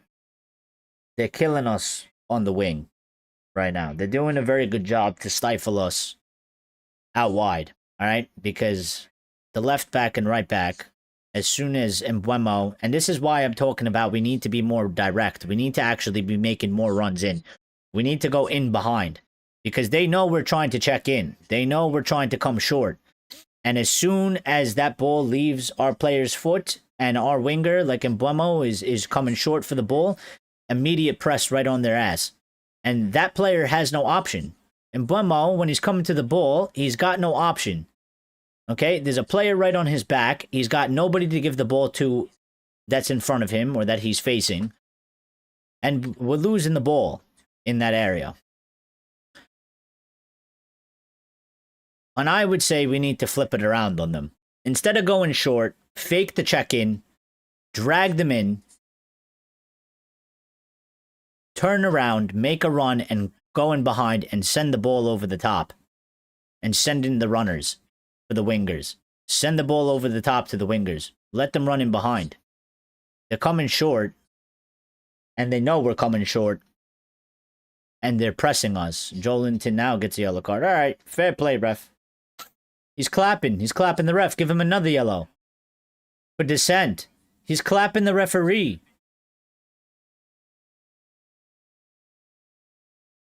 He's clapping the referee. Sarcastically. Dissent. Dissent. Dissent. Second yellow. Give him a yellow. Give him another one. What does it say on the back of their jerseys?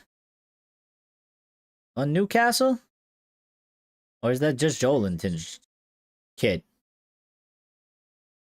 Could have swore it said something about Jesus, but I don't think you're allowed to put that. Cunha doing well. Looking for Sesko. Sesko takes a shot.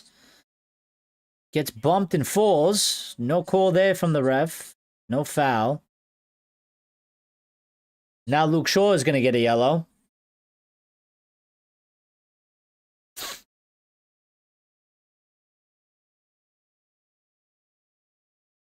Well, somebody's getting a red card in this game, I'm telling you now. It was really good take by Cunha. Bring down the ball, using his strength again. That's why he's going to be an important player. He lays it into Sesko. Sesko gets one touch. And I don't think you can call a foul. I think it's a 50-50. He uses his body in the correct way. Sesko's a bit off balance because he's running at speed and taking a step, and he just goes to the ground.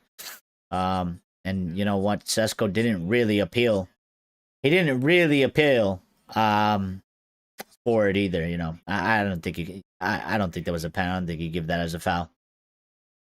Newcastle takes the free kick, comes in, we pick it up, and we fucking give it away.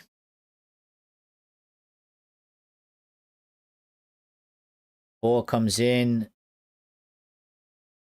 Lenny Buemo doing a fucking flick. You know, we need to fucking smarten up a little bit. Somebody take Joelinton. Jesus, somebody get the ball, man.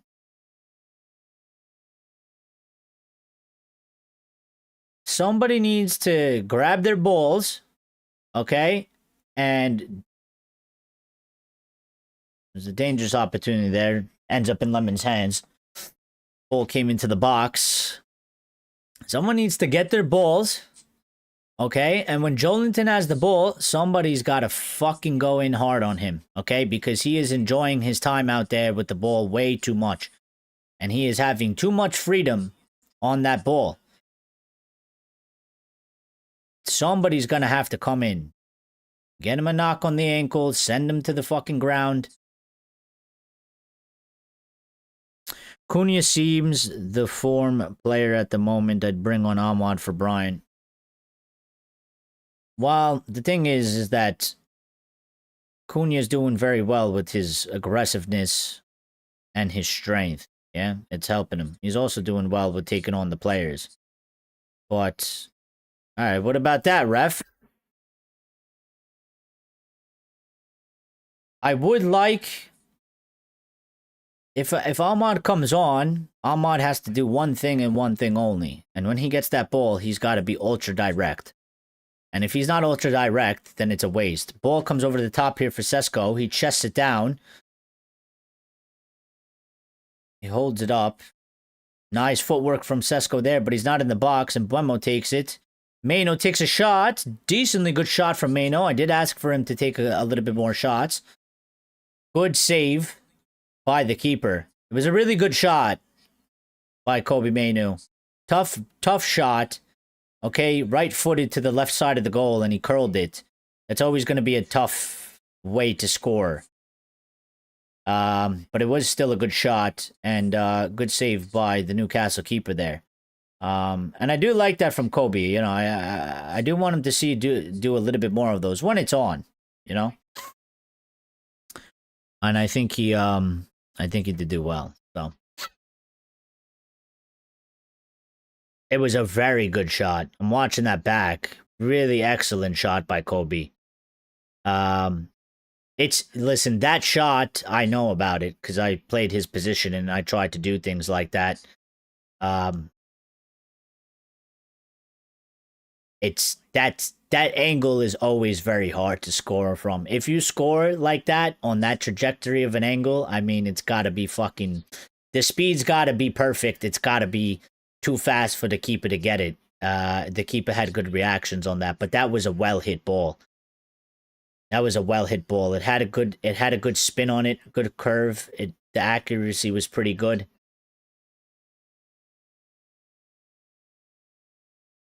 We are crap in general.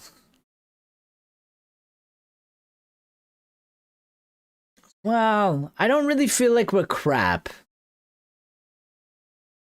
Like, I'm not too pissed off.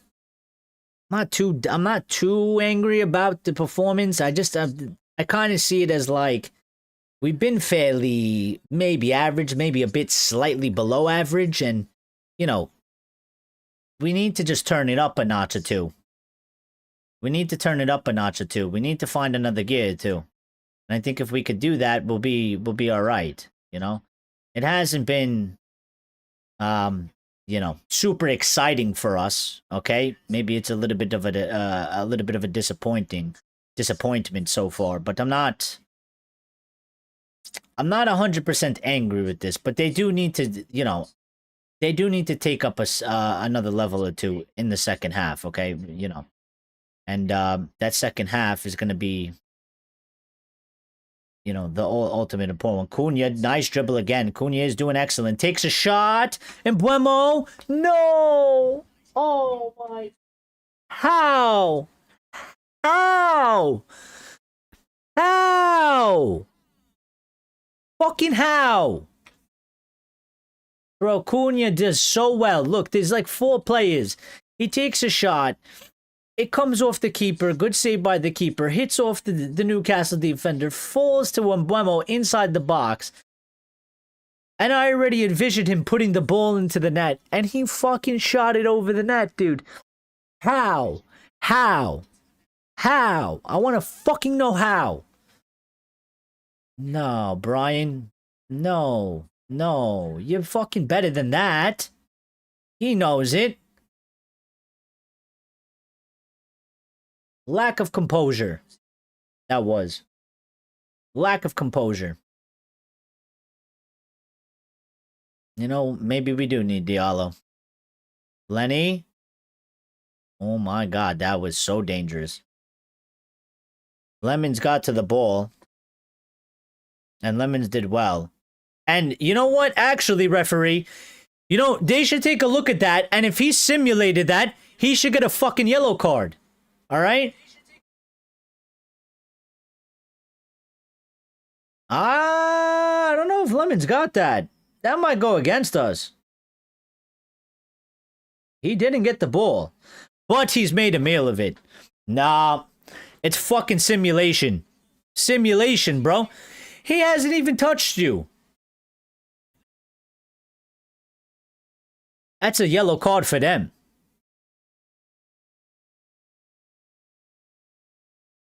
Oh, red card. Second yellow. Second yellow for Jacob Ramsey. He's gotten a red card. United are up a man. Right before halftime. That's right. Get off the pitch.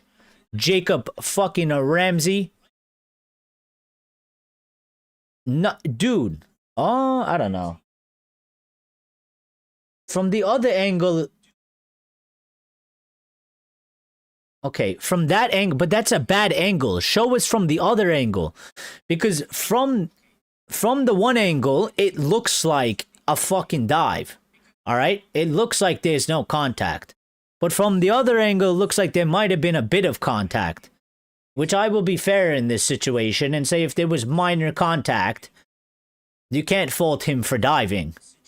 But if there was no contact at all, and he fucking went to the ground, and he asked for a penalty and simulated, all right, then it's got to be an automatic yellow. I think that might be a bit harsh. Honestly. I think that might be a bit harsh. But whatever. He could have looked up for Ben. He couldn't get the power from his heel. May know some kind of mad laces through the ball needed for pace. One of those goals of the season. Cunha doing very well. Cunha, muscling. Why did he take the shot so early? He did so good. He did so good there. Using his muscle, using his body. He won the fucking duel. And then he just... Take a touch. Take a touch and shoot. Cass is sleeping. He's getting dispossessed from behind. Sleeping. You gotta be quicker, Cass. Oh, here we go. Now he goes down on the ground, Gordon. And now they give a penalty to Newcastle. Fuck off. Fuck off. It's the 48th minute. There's 3 minutes injury time, by the way.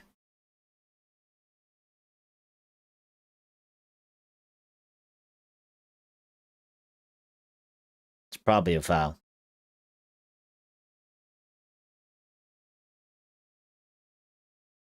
Yeah. Yeah. Yeah. It's a foul. It's a penalty. It's gotta be a penalty. It's gotta be a penalty. It's gotta be a penalty. It's a penalty. Bruno, you were wrong. Dropping in to say eyes, yeah. Well, no. It's a penalty. Bruno, you were wrong. You were late. You fucking clipped him in the box. You took him out.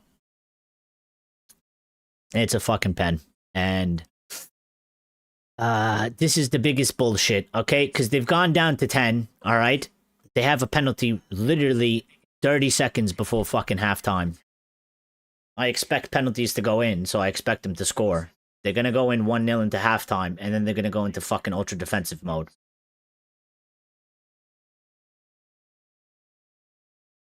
Come on, Lemons. Big save, brother. Big save, brother. Anthony Gordon, you have a big nose. Anthony Gordon, you have a big nose. You have a big nose. Is this guy going to take the penalty? It came off of Lemon's foot just slightly. Just slightly. 1-0 Newcastle. 1-0 Newcastle. All right. Bruno's still pissed. I mean, Bruno, it's done now. There's no reason to keep on going about it. It's done, bro. It's done, Bruno. You fucking fouled him in the box, bro. Okay?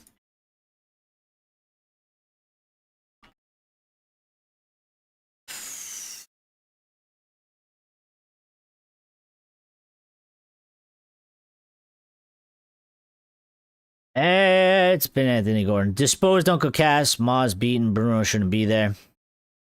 Loads of goals elsewhere. Really? My bet is still on 1 goal this half.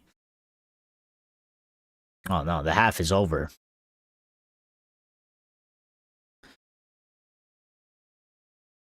Well, holy shit. Villa are losing 1-4 against Chelsea. Oh my god.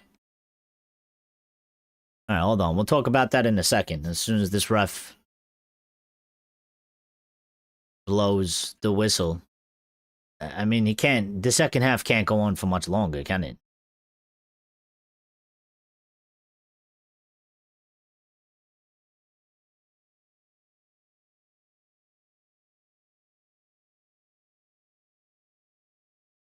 They're blowing for the whistle. Lenny puts in a ball absolutely to nobody.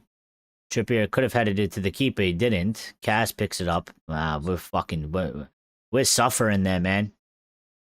All right, now we want him to blow the whistle. We might actually need fucking Ugarte. I don't know if I can say those words, but we might need Ugarte. We are not tackling anybody. Give it to Mbuemo. Oh my. And then, What the fuck am I? What are we doing? Maz, whip it in. Maz fouled. It's got to be a foul. Hey, this ref has. I think this ref needs halftime because I think he's lost his fucking head as well. I think he's lost control of the game.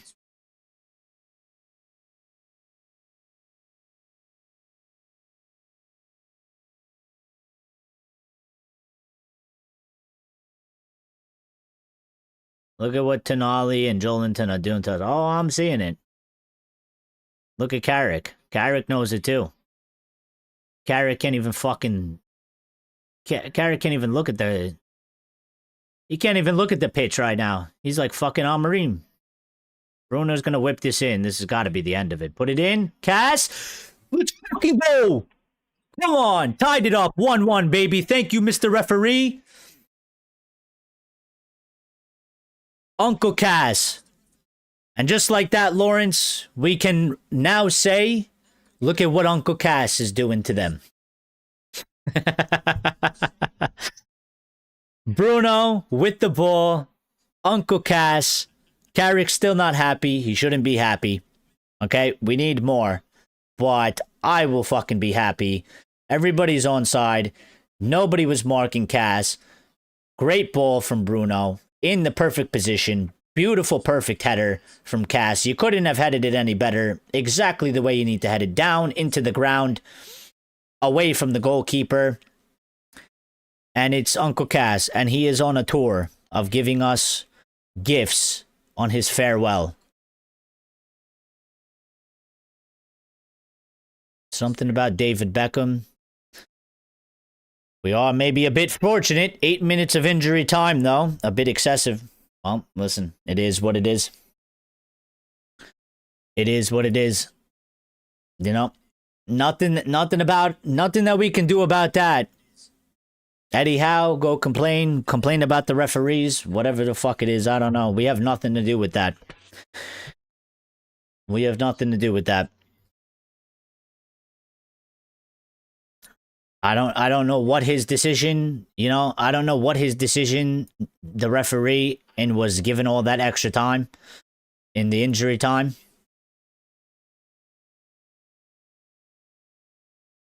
But, I don't fucking know. Popping in to say eyes one more time. Lost my bet. Oh, well, yeah, it's a bit unfortunate. Sorry, in this scenario, your bet had to take the L for that because we need I mean, I was quite pissed that we gave up that penalty right before halftime when we just got the red card and we could have went into halftime tied up 0-0 and then go out in the second half and go out there with an advantage and take advantage of it and win the game. And best scenario, we just tied it up. I think he caught him a bit for that red card. He stumbled with the small contact. That's what I'm saying. I think he caught him a bit as well. So I feel like it might have been a bit harsh because listen, if he doesn't touch him and he goes down to ground like that, it's a fucking automatic yellow. It's a double yellow. It's a red. Now, from the one angle that they showed me, okay, it doesn't look like he touched him, but they showed another angle for like 2 seconds and cut away from it, and it did look like there was a bit of contact there. So maybe they show it to me again at halftime here. All right? So I can fucking accurately and fairly judge it. Okay? I do need to put out a tweet here. Real quick. So, give me a second. Any changes at halftime? I'll give you mine in a couple minutes. Let me sort this out. Controversy. Never a dull moment at Manchester United. Whatever it is we're doing. There's always some sort of a controversy going on. There's always something happening. That is definitely always guaranteed for sure. Guaranteed. Guaranteed. Let me get this. I need a post. Thank you very much. Post. Paste. I hate when it does this. Why is it not?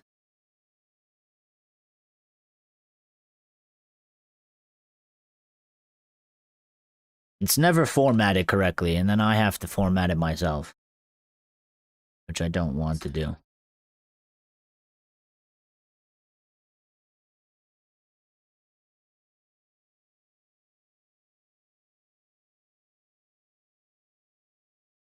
Are we baddies? Wait, what? Who said that? Are we the baddies? I don't know. I don't know what you mean by that.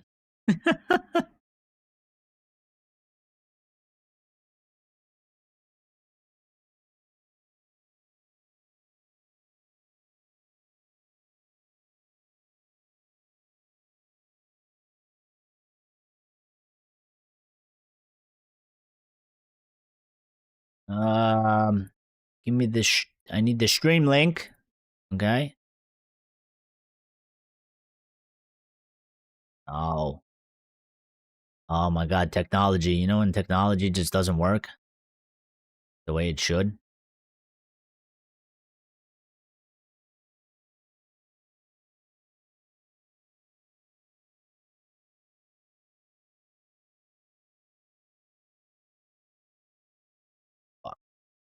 Um,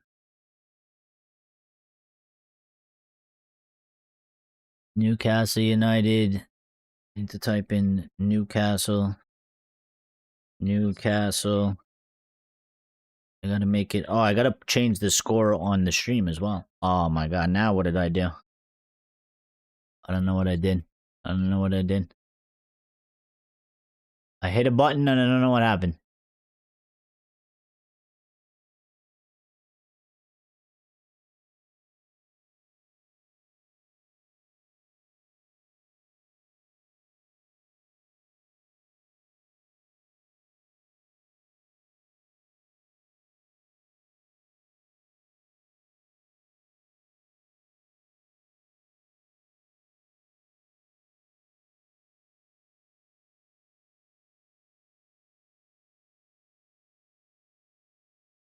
United.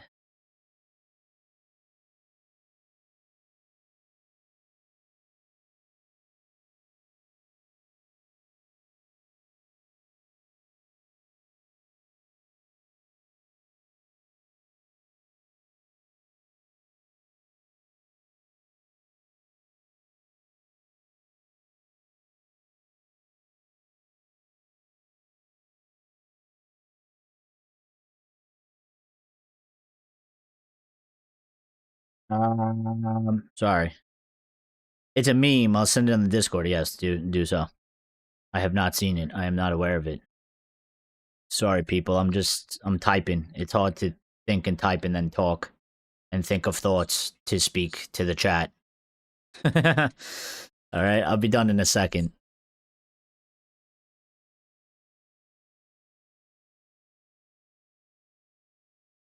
Let me see. Let me see. Hold on. No.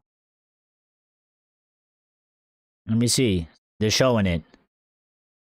Okay, from that angle, again, they only showed me from the other angle. I can't see from the other side of the pitch. From that angle, from the right side, okay, from the right side, from the camera, from the right side, from Newcastle's right side, I can't see contact. You go down, you ask for a penalty. It's, in my opinion, the definition of simulation. It's got to be a second yellow. It's got to be a second yellow. I don't care if I don't care if it's theatrical or not theatrical. If you go down and it was very minimal, you going down, you don't even need to appeal. You going down off of very minimal contact, that you look at that and say that shouldn't be enough to send you to the ground, could be considered simulation. Chelsea are absolutely cooking Villa right now. I think it actually is the game over. We got to get to that as well, because, I mean, I didn't expect Chelsea to do this.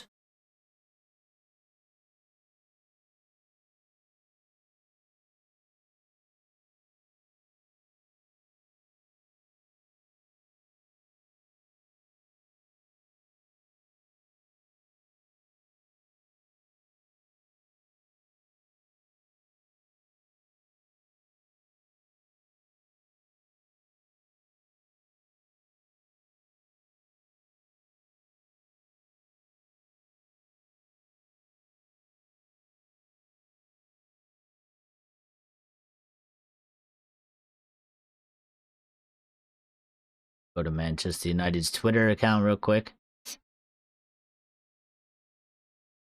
Get involved in the chat.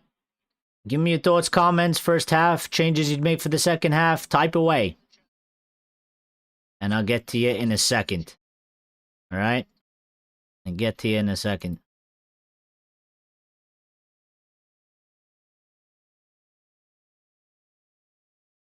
Join us live now. Beat that out. All right.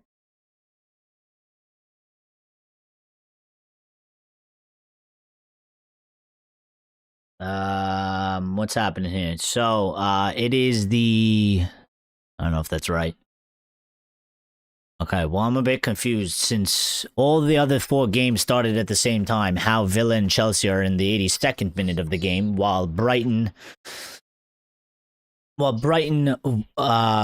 Arsenal, Fulham, West Ham, and City and Forest are basically all at the same time. I don't know what's happened.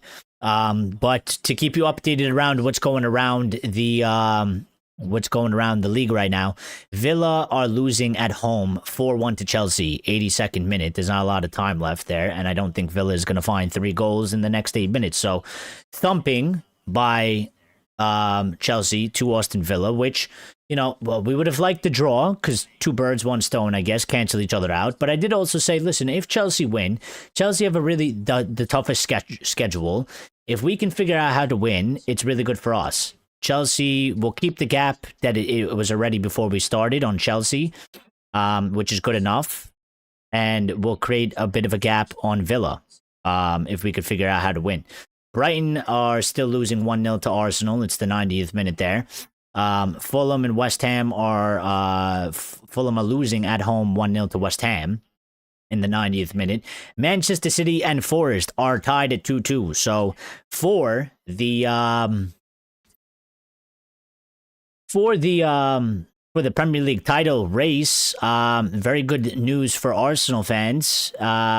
And depending on who you, I guess, want to win, you know, because if things stay the way they are, which they could change up until the very last second, but if they stay the way they are, Arsenal will be on 67 with the game in hand, okay? And Manchester City will have 60 points with the games still left to catch up to Arsenal. So the gap will be back to 7.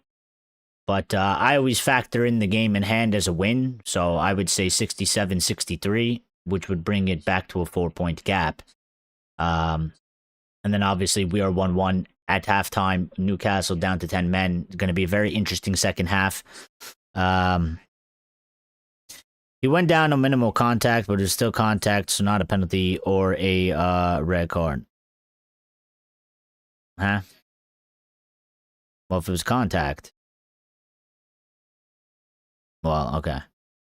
Well, it's not a red card. You have to understand. He didn't give him a red card. He gave him a yellow. He already had a yellow. So there's always the distinction between the yellow and the red, obviously. But it was the second yellow. So,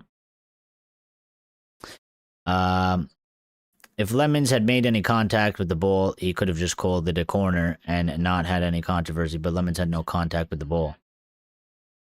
Well, he didn't, but if you have no contact with the ball and you have maybe like next to nothing, if nothing, contact on the player, well, the goalkeeper is cleared of all charges, in my opinion, on that one.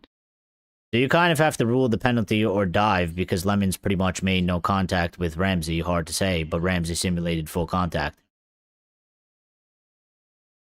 Yeah. But I mean, I think the thing about that is quite interesting is I think VAR got involved in that because there's no way the referee would have been able. I don't think the ref would have seen that, or maybe from the angle that the ref was standing at, it looked to him like there was no contact, and so he went down, and so he decided it was simulation. Now I don't know if VAR actually got involved in that, but VAR might have told them. They might have had an immediate look at it because there was like all sorts of things going on. There was a stoppage, and you know, in a couple minutes, they might have looked at that, told the referee there was very, very, very minimal or next to nothing contact, and maybe book him for simulation. So, I mean, I did say it at the time, okay? I didn't listen. I said it. I didn't know he got a second yellow, but I knew he was on a yellow. I actually thought it was Jolinton at first, but both of them had yellows anyway. And I said it at the time. I said because what I saw was I was like I was like there was no contact. I said that's simulation, so it's got to be a yellow. And if he's on a yellow, it's got to be a second yellow. And I haven't seen anything. Well, I haven't seen anything. Maybe I'll see it on X here. Let's have a look. I know a person or two that's definitely seething in the controversy to try and get clicks and interaction. They've definitely put that some sort of a screenshot or a video of it talking about if that's simulation. Oh my god. Are we already underway?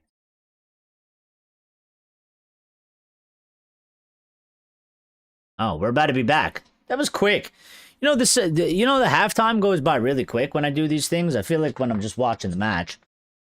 X is hi. I came by to say hi. I have to eat and return to the stream on my phone. Well, fair enough. Good for you. I've eaten nothing, and I'm going to be eating very late today because we have another 45 minutes, and then we have to do the Red Devil recap. So I also have to go to the bathroom, and I have not gone to the bathroom. So here we are. But second half is about to start, guys. Okay. Excuse me. I will get the clock appropriate. I will have to wait till 54:19. All right. So we will wait. But the second half is back underway. We are here. Let's see what happens. No substitutions for anybody. We do need to pick up in the midfield. Okay, we are up a man. All right. Goldbridge and the BBC is with me on Ramsey. The camera didn't catch it too well, so ref should have erred on the side of caution. Well, I'll see it. We'll see it again for sure. So we'll talk about it on the in the Red Devil recap as well. Oh. Where is your score gone? Has my score disappeared?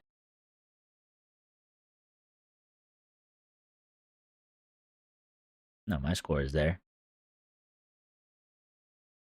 I gotta change it.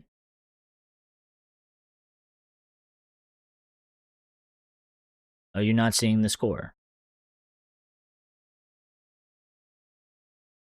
Oh yeah, I never changed it. That was my bad. That was my bad, Lawrence. Thank you. I went to go change it on the because I gotta update everything. So I went to go change it on the title for the stream, and then I totally forgot to do it on the screen. I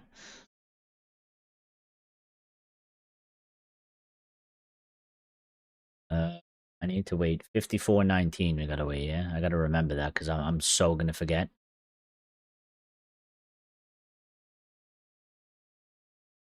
I'm so gonna forget to start this clock back up, and I don't have a good place to put this thing.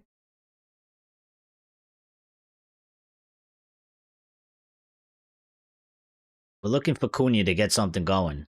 So he's been probably Cunha's probably been our best player on the pitch. He's probably been has had the most success attacking wise. And Buemo, poor cross from him. Couldn't find Sesko. Goes out for a goal kick. And you know what? I do like Brian, but today he's not having a very good game. And I would call for first substitution we make is Amad Diallo to come on for Brian and Buemo. You know, as soon as you determine to make that substitution. 55th minute, 60th minute. I wouldn't, around the 60th minute, I'd be looking to maybe a little bit before, okay, depending on how it goes from now until, that time, because we are up a man, and I would like for us to get the second goal, get the go ahead. We'll open Newcastle up a little bit more. They're going to have to push for it with 10 men down, all right? So, controversy everywhere.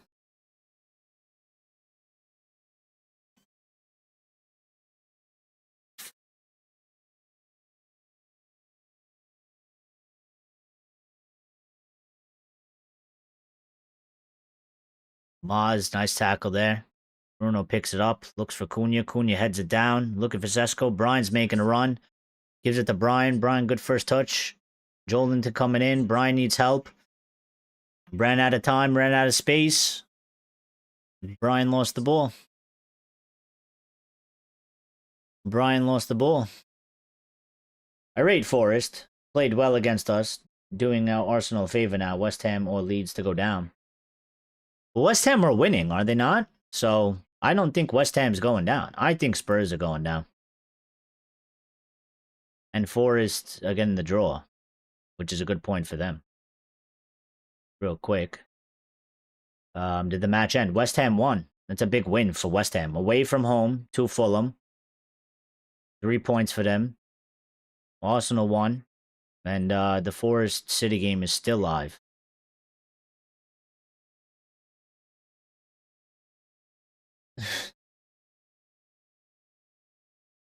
Yeah, he might need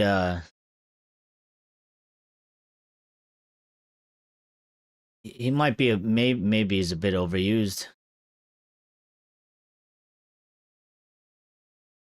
Maybe.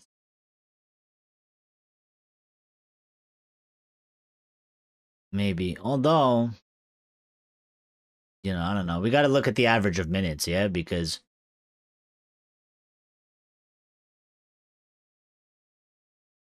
to be fair, right? I mean,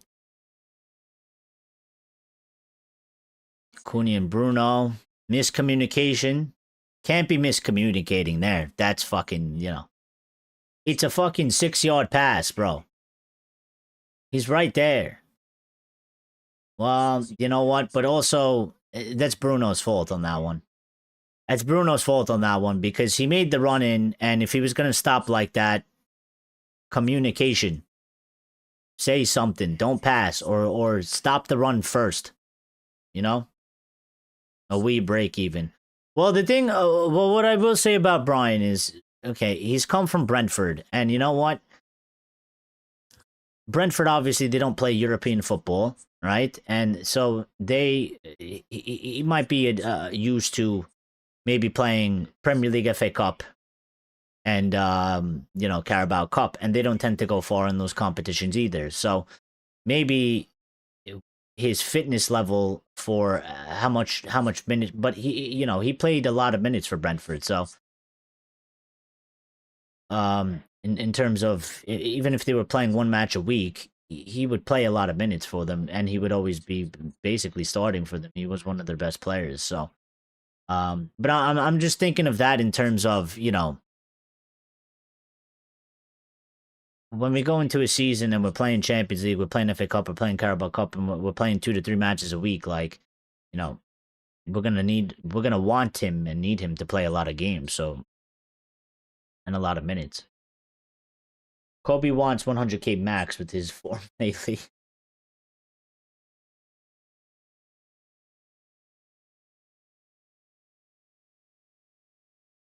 Well, I think Kobe's been fairly average today.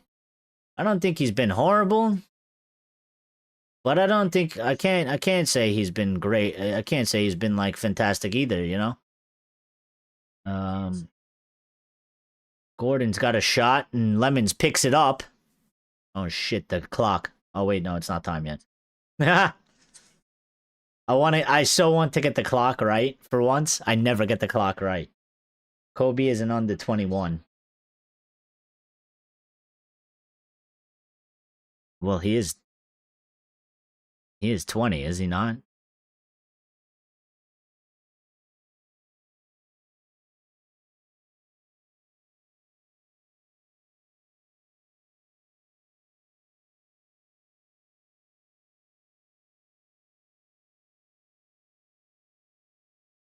So you agree then?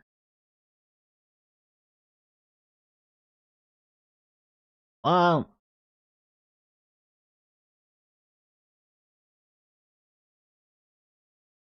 if I was to give him a wage, it has to be in the totality of what he's done. I don't know. I mean, I don't know. I'm not a fucking. I don't negotiate these things, but I kind of just feel like I don't know if they base it more off of recent form or whatever. But I kind of feel like it's a bit of the. I kind of feel like a bit of it is a bit of the instructions as well. I think it's a bit of the tactical aspect as well. I think for Kobe to have a bigger impact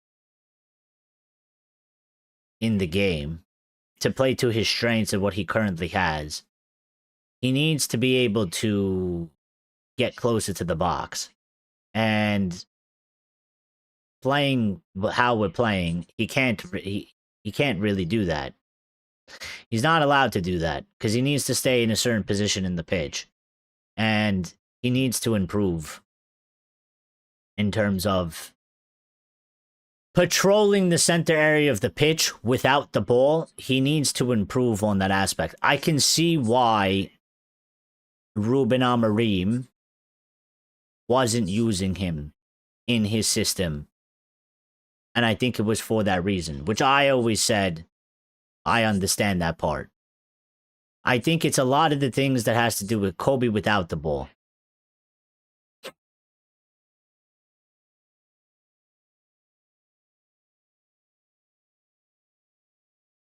I think on the ball, he can be brilliant at any given moment.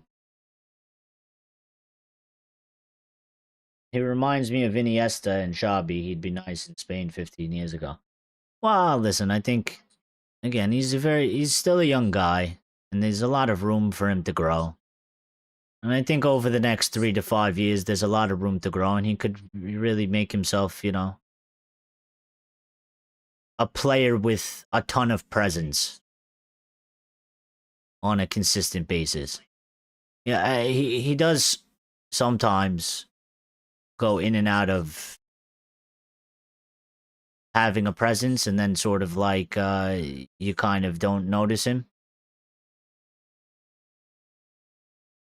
But I mean, look where he is. You know what I mean? Like, look at this.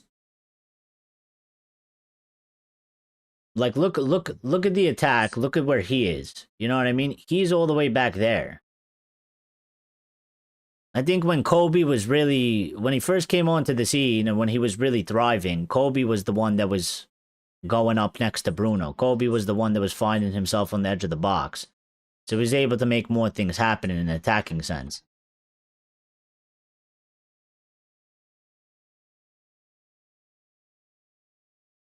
Oh, the clock.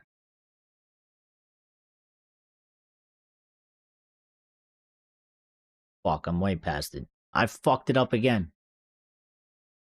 56 minute. I forgot the clock. Yeah, I agree. He is like a Spanish 8 to me. Yeah, right now. Right now.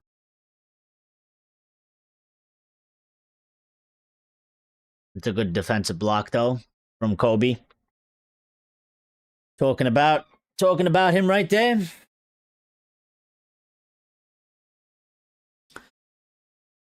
This hasn't been really a good start to the second half though. I mean, we're up a fucking man and they're still moving the ball around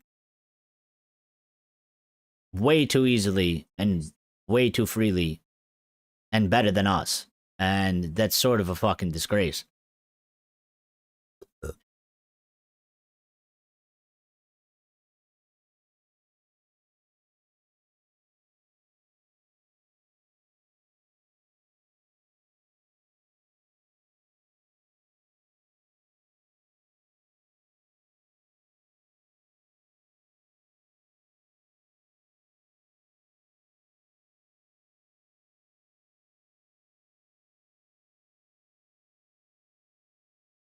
Corner comes in, and Buemo clears it. The midfield doesn't work at all. Kobe was the ball carrier under Ten Hag. Bruno was the wide 10, and I think current team is once again with a Bruno shaped imbalance. I mean, the only other solution we would have is you take Bruno out of there, and you have a midfield of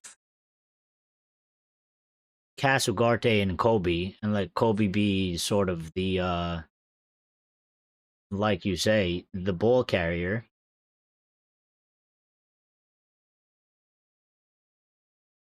And let him be the runner.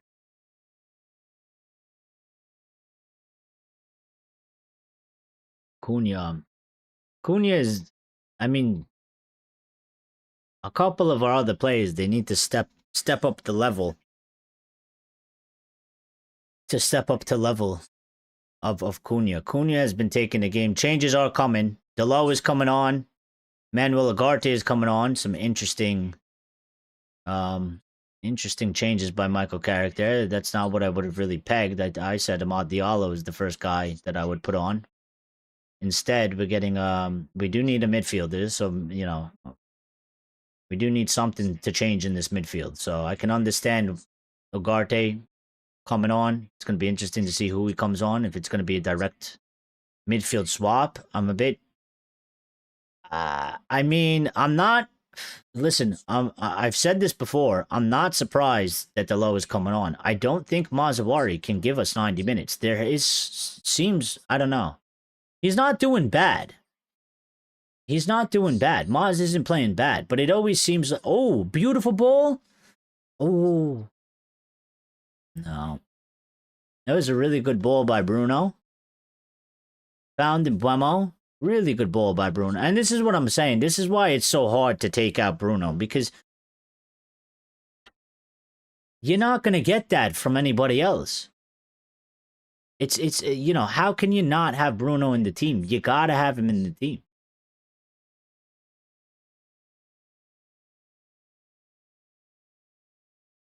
You're not going to get that from somebody else. Casemiro is off. Luke Shaw is off. Delo, okay. So, all right. So it wasn't for Maz. So Delo is on for Shaw. Shaw maybe not 100% there.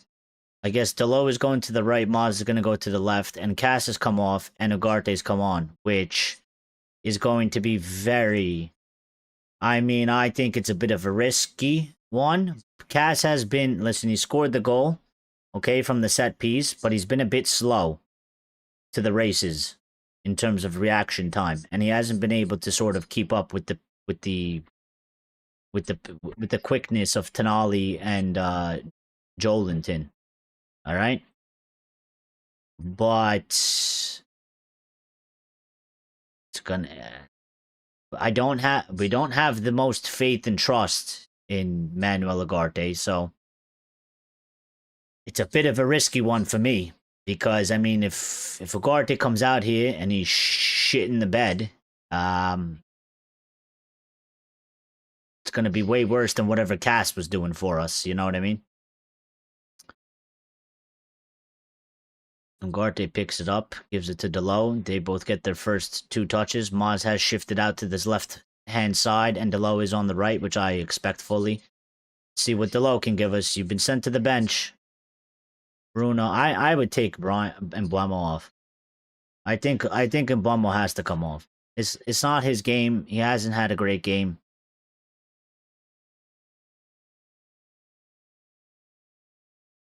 Alan Shearer is there. I really hope we win now. I fucking hate that guy. I can't fucking stand his arrogance. Turned us down, and then, you know, on top of that, I mean, we made him look like an ass because he never won anything. But, the shit he says as a pundit now. So super anti-United. Super fucking hater. Look at him. Miserable. You miserable prick. Miserable prick. I really hope we beat you. So we could fucking rub it in your face. Sure is a prat. Yeah, fucking he's a you know, you guys in the UK, you call him a prat. We might call him you know, a jerk off. Yeah. That's usually I go to. He's a jerk off.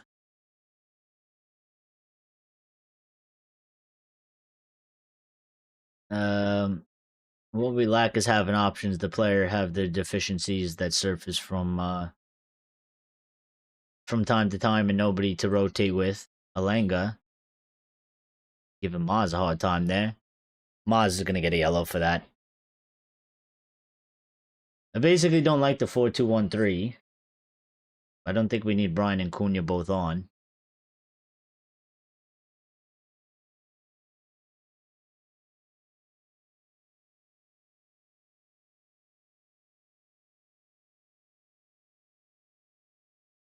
Well, it depends how you look at it too. I mean, I could argue it's a 4-3-1, 4-4-3, 4-4-2-3-1. Sorry, they're variations of each other. I thought we were more secure with McFred and Bruno. Then it worked okay. Kobe replacing McTominay. I can't tell you about Bruno. He's our player of the 2020s, for better or for worse. I can't stand Lineker, and they are best buddies. Yeah, Lineker is like um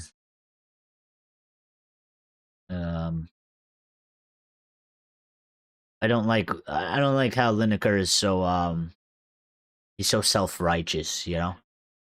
He's so self-righteous in all the things he, you know. He's like this he presents himself as like this upstanding fucking human citizen being. He's better than like most people. Get off your high horse. Cross comes in, very dangerous. That was that was very, very dangerous. Gordon is asking for a handball. VAR is having a look at it. Joelinton is asking for a handball. VAR is looking at it. Let's see. Comes in. No. No. I don't think so. Cannot be.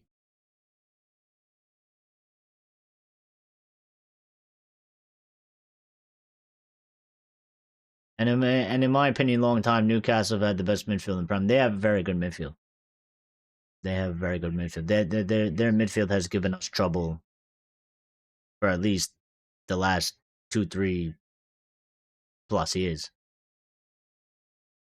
There's no handball. There's no handball. These fucking Newcastle fans, like, I know maybe you feel aggrieved by the other shit, but bro, there was no handball. I needed a half a replay to tell if there was a handball or not. There was no handball.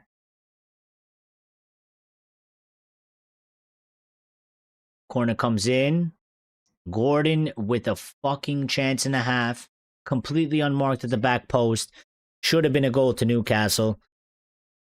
And I don't know how we aren't down. And I don't even know. That's all Kobe Mainu right there. Completely lost Gordon. That was totally his man. Didn't run with him. Totally lost sight. And Kobe, a very lucky guy, and we're very lucky that we're not down right now, because that should have been a goal. Should have been a goal. All our flows exposed today. No reinforcements in Jan. No extra midfielder last summer, etc., etc. Yeah, I think you're spot on with that. 100%. Totally agree on that one. I mean, a nice reinforcement in January that we could have used going into the future, you know, would have helped nicely. I mean, and that's sort of the double thing there for me. I mean, listen, it's one thing if you know, focus the totality of maybe the summer budget, and we were a bit limited because we missed out on Europe, and you say, okay, we have to rebuild the attack, and, you know, unfortunately we got to miss out on a fucking you know, on a midfielder because we just couldn't do it. But that's why I made such a big fuss and get so angry about the January window, because it's in the middle of the season. You can rectify, or you can, you know, maybe fill something that you weren't able to do in last summer or the summer that just passed. You can do it in January, and it can help us in the middle of the season, and they chose to do fuck all about it. And they're very lucky, in my opinion, that Carrick has come in and done such a good job, because as good as it's been, it could have gone the opposite way for them, and it could have been just as bad as it is good, and they would be in deep shit right now.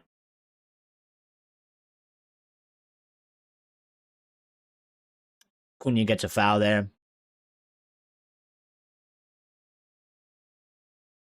Too many fouls in today's game. Everything is a fucking foul. I agree, bro. I don't want to toot my own horn, but that's been my argument. Well, you're allowed to say that. To get your point across. I mean, there's a difference between saying, I told you so, and be like, yeah, you know, I've been making that argument. There's a difference between saying, listen, I've been talking about this for a while now. It's been my consistent point, and then make a point on top of that. And then there's a difference between saying that and then coming in and saying, I told you so, you were wrong, and I was right, and you were wrong. You should have listened to me.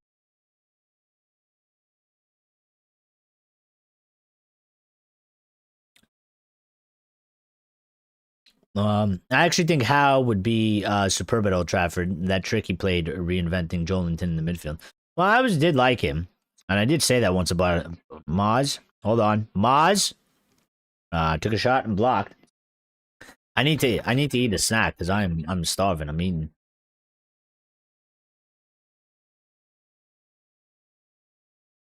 Bruno. Showing a little bit more. And Buemo. Cross to Sesko. Couldn't really get the header on it. Ball goes out for a goal kick.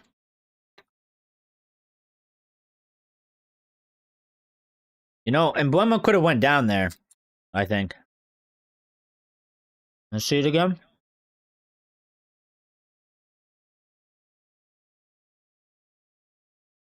No.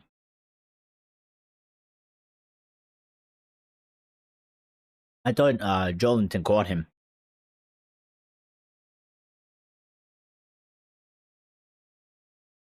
I did like Eddie Howe. I once upon a time said, sorry, I shouldn't talk with my mouth full.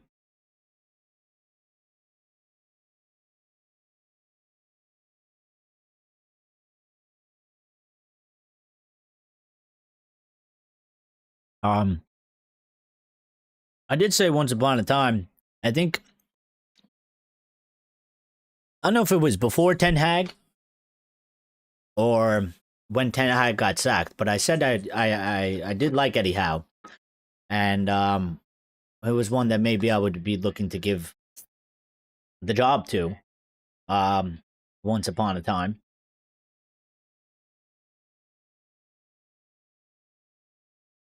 I think he's done a pretty decently good job with Newcastle, but I think I felt like I would have wanted to see a little bit more. I think early on in his career, the jobs that he did, he was with Bournemouth, was he not? If I'm wrong, if it wasn't Bournemouth, it was somebody else. But you know, when he started out in the Prem like that, he was doing phenomenal. Roy Keane agrees with you. Roy Keane agrees with me. Diallo is warming up. Price is not on the pitch yet. I would have put him in for Mbuemo. Xerxes also warming up, and a couple of the other players are warming up. We need to find something here, but we are running out of time, and we are up a man, and you know, this is sort of the ultimate opportunity. We may have been handed a lifeline, and maybe it is a bit fortunate, and maybe it is a bit lucky, but it will be a failure if we don't capitalize on this, okay? Bruno, back post, looking for Maguire. Newcastle doesn't really clear it. Delo, trying to do something spectacular. I don't know what the fuck he did there, but, yeah. He wasn't Brighton. I don't think he was. I'm pretty sure he was Bournemouth, if my memory serves me correctly. He might have been at Brighton at some point as well. I don't know his whole career. Decent ball from Bruno there, but I don't think Sesko was ready for that or something. I don't know. I'm pretty sure he was at Bournemouth.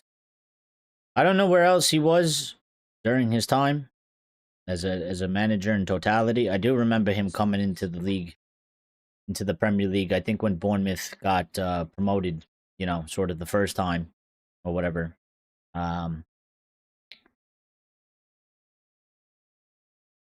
at this point, we need a huge investment into the club for anybody to do well as manager here. Well, it's got to be. It definitely has to be to a certain level, Bruno. So it has to be to a certain level to at least keep up with the pace.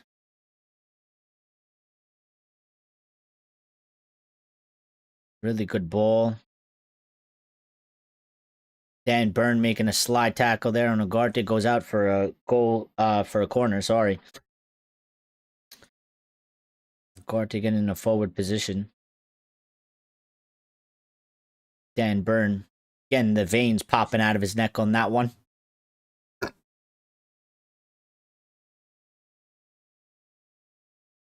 Buemo to take the corner. Comes in. Drops down to Bruno. Bruno to Lenny. No, Lenny. Why? It was a really good effort, but it was a really good ball by Bruno. Lenny heads it down into the ground. Saved. Lenny can't believe. He thought he scored. Yo, that guy should get a yellow. You can't kick the fucking ball away like that. Bruno is the central figure here. I mean, he's fucking creating everything. He's making all the chances. Lenny, not as good as Uncle Cass. Young gun, you need a little bit more learning. Bruno does have 14 assists. And his leading Turkey is second at 8.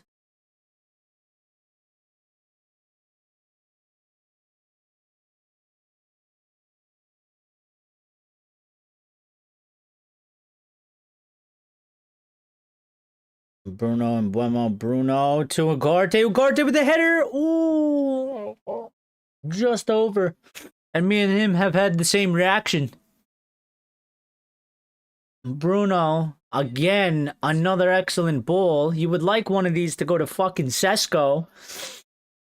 It's gone to Lenny. It's gone to Ugarte. Ugarte, listen, it was a half-decent try. It wasn't that far off. It wasn't good enough. Kobe Mainoo's coming off. Okay, 75th minute. He's done for today. Ahmad is coming on. And Joshua Zirkzee is coming on for Mbeumo. So, I guess Ugarte... Hey, now I'm fucking lost.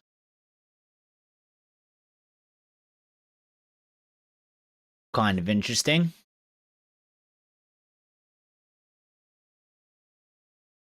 So are we going to have just one central midfielder?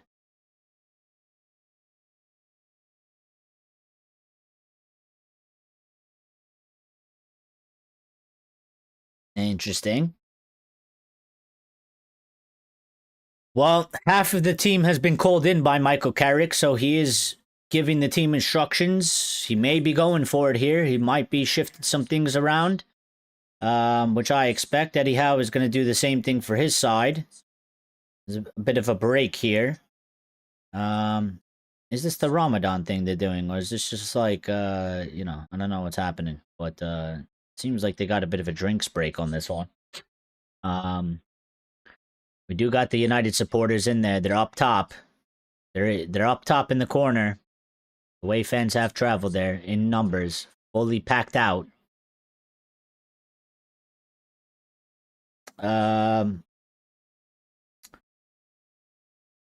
Had 2 long spells with Bournemouth. Yes, a season with Burnley in between. Also a Bournemouth and Portsmouth player. Yeah. See? Well, I didn't know anything about a player, but yeah. A season with Burnley. I don't remember him going to Burnley. I did remember him at Bournemouth, though, for sure.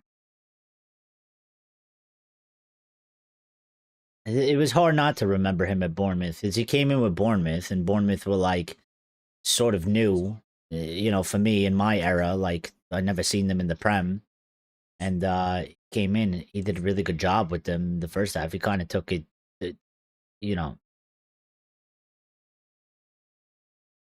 the level he did it to was just like it was a surprise of how good he was able to do it. That he made an impression, you know, that you could stuck with you. Too long. What's for dinner? I'm thinking of ribeye with grilled jalapeno. Sounds delicious. I don't know what I'm having for dinner. Something with rice, some rice, some type of rice or potatoes, and then some sort of meat. You know, I don't know. I gotta go check. I gotta see chicken, or some type of steak. I don't know. I have no clue. I gotta go figure that out. And I still have to do a whole Red Devil recap. So Newcastle have a free kick. Dangerous one. Comes in. Lemons deals with it. Newcastle pick it up. I'm trying to see what we're doing here. Is Xerxes playing in the middle? Xerxes picks it up. Gives it to Cunha. Cunha, beautiful. That's not a... Now, fuck you, Trippier. You should get a yellow card. Fuck off, bruv. Yeah. Yeah. That's what I thought. No, fuck off. Fuck off, Trippier. That's what I tell you. What do you mean? Don't look at the referee like that. It was you fucking fouled him. You fouled him. You fouled him.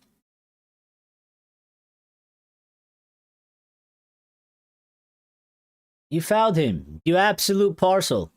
I love that. I'm gonna use that all the time now.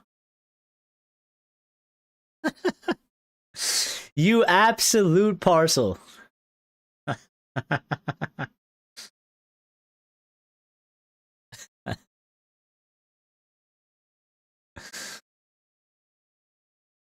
Delo. Just stay in front of him. Don't foul him. Don't foul him. He's boxed in. He can't do anything. Delo, you are so fucking stupid, Delo. You are so stupid. So fucking stupid.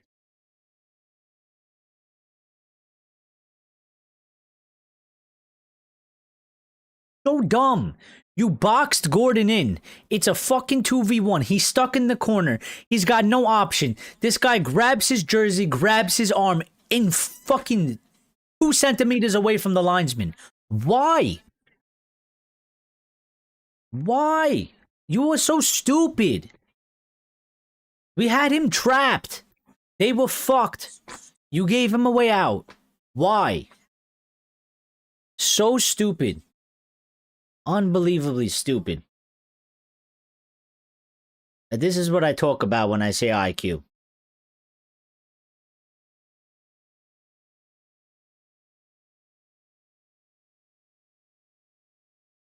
We got like 10 minutes left in here. We're gonna find a difference maker.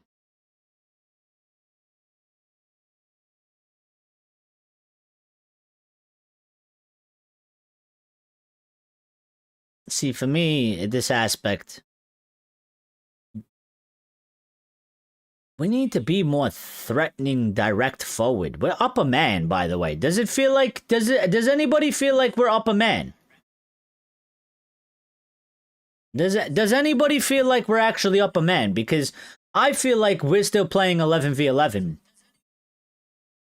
I don't, you know, I don't feel like we actually have an advantage.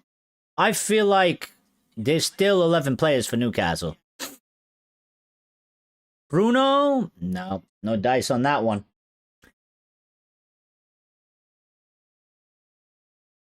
I mean, it was a half decently good idea, but half decently good ideas isn't gonna get us the win at this stage. He did run out of space. Tonali did do a good job to close down that and make it, you know, put pressure on Bruno for the shot. The clock is wrong. I wish I could speed it up, but I can't. I had no idea I was behind until I literally just heard you say Delo was about to come on, and I realized I was 10 minutes behind on the stream. What the hell? What the helly? Yeah, I think because if you jump in the stream, yeah, and then like I don't know if you're watching me on the phone, yeah, if you jump in the stream and then you jump out and then jump back in, it pauses the stream. So when it restarts, um, it doesn't start back up live. It starts back from when you jumped out. I've done that once or twice. Xerxes with a cross over on Mod's head. Ugarte, get to that. Come on, bro. It's gonna be a late one. Who said Sesko scoring late again? Bruno? Cunha? Good defending by Trippier. Oh. How is that not a corner? What? Bruno with another fucking beauty of a ball. Wait. Are you telling me it came off of Cunha's foot after Trippier That came off of Trippier, bro. That was a corner. You fucking snake. You little rat. You little fucking rat. Gordon is off. Usula.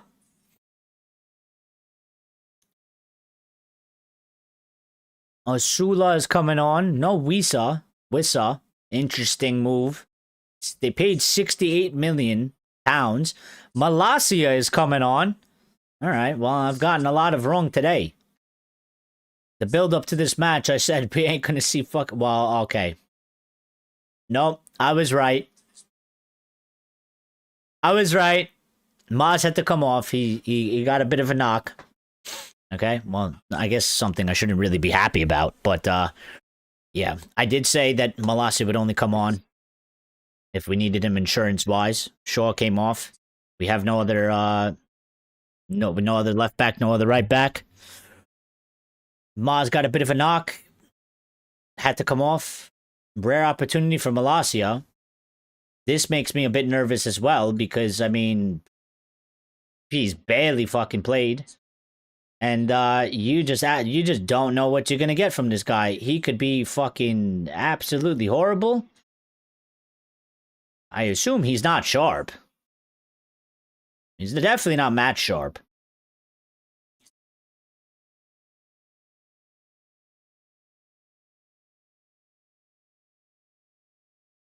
I was like, Eric really doesn't give any fucks about the chat right now. No, I always give a fuck about the chat. It's just that sometimes I don't purposely ignore the chat ever. Sometimes I get carried away, sometimes I forget, okay? Sometimes I get carried away with the things I'm saying. I get so in deep of thought that I be talking, and then I don't realize that I'm talking for like a good 10-15 minutes straight, and then like I haven't looked at the chat. I always care about the chat. But yeah, I mean, if you were 10 minutes behind off of the stream, it was really coming off as bad. This guy's writing something to me. And it ain't getting responded for like a good at least 20 minutes. Also, like I have the chat down here as well. Like I got the game here, and the chat is down here, so it's like I'm watching the match. It's not ideal. I don't want the chat on the screen. I need to get one of those you put like the overlay, but it's like 50% see-through. So I could stick it in the corner so it doesn't like block any of the game. Xerxes picks up the ball. Xerxes, Sesko. Xerxes, Sesko. Xerxes did very well there. Sesko shot blocked. We're running out of time. 87th minute. Xerxes looking for Cunha. No luck there. Listen, just block them in. Block them in. No need to foul. Look, they got no out. Ball right back to us. Bruno battling. Bruno doing well. And we get the ball back. That's it. Bruno back on the ball. This is what we want. No, Delo. You fucking sleeping, bro. Come on, man. Show a little bit of fucking manlyhood. Diallo gives it to Bruno. Bruno lays it off to Ugarte. Will he be the hero? And it's blocked. And Joelinton's going to pick it up. No corner. Bruno's on the floor. Bro, Joelinton has been having a fucking field day with us today, bro. He is loving it. We cannot handle his strength, bro.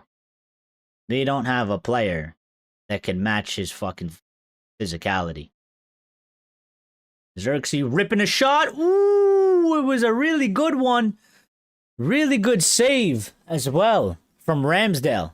You know, we gotta give Ramsdale some credit. He's made some fantastic saves today. I mean, Xerxes with a fucking ripper. And it's a tremendous save, because I tell you, that was a good shot from Xerxes. It was a really good shot, but really, really good save from Ramsdale. Unfortunate for Xerxes, I would say. Because I think for Josh, I don't think you could shoot the ball that much better. Ahmad takes the corner, comes in. Nobody jumped for that. Go, Ugarte. You better run, brother. You got a touch to it. Malacia. Shit pass. Doesn't go to Diallo. We're going to get 5 extra minutes here.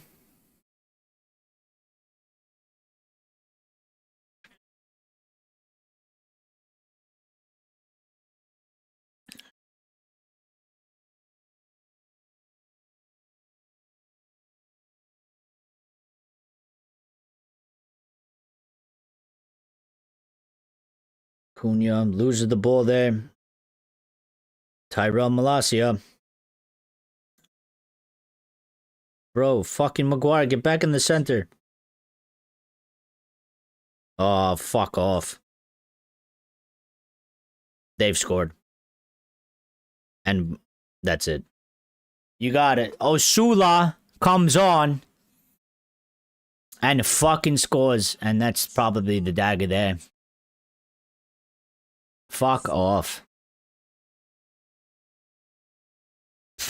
You fucking dirty bastards. You dirty, dirty fucks. Off of a counter-attack, Malacia couldn't get back. Alright.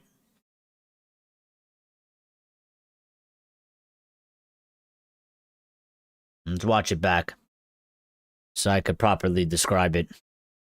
Starts by Bruno giving the ball to Cunha. Cunha was trying to give it back to Bruno, couldn't find a way. Yasula, immediately they hit us on the counter. Yasula fucking takes it. Malacia struggling to get back.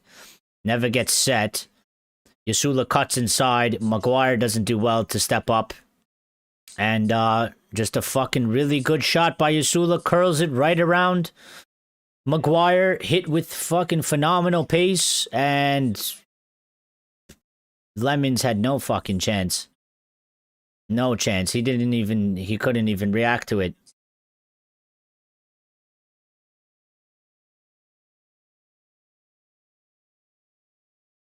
Unreal. Unreal. But you know what? We got nobody but ourselves to blame.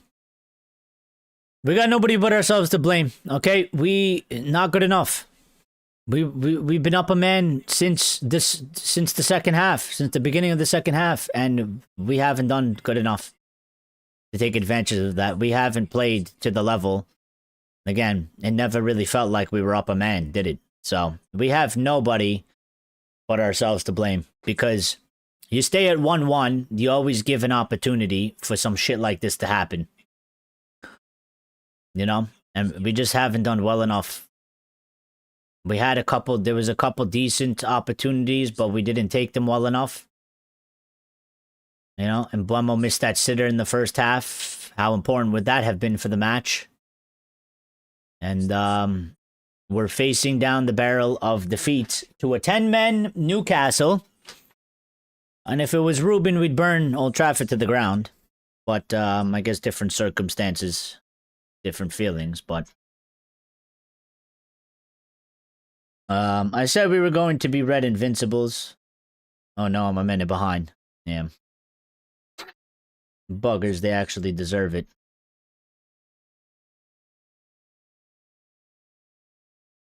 I looked at Newcastle last season and said fourth this season. Could we finish above Chelsea, though? Maguire's up there.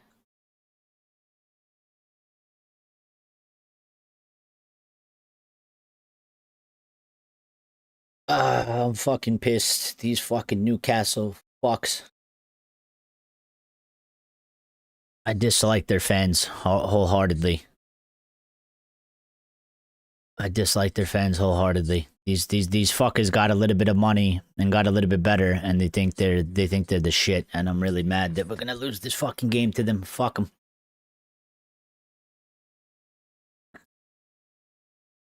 And also, this commentator that I have on NBC, you can fuck off as well. The Magpies have shown the devil in them. Fuck you.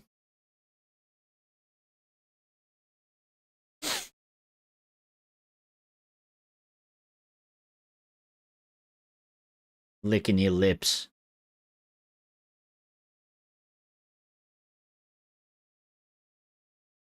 Aaron Maguire has become second striker. And this is it. Throw the kitchen sink at it. Might as well. Because we're either going to get a point or we're not. Ball to Maguire. Heads it.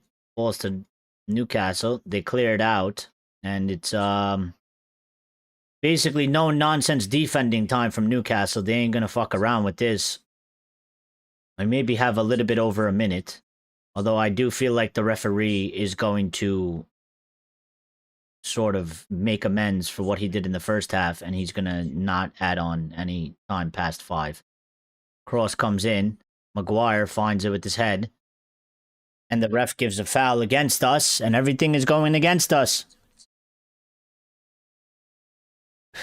Hell of a place to come. We've done better than last spring when we were completely run through. Well, yeah, we've improved. Just wasn't good enough today.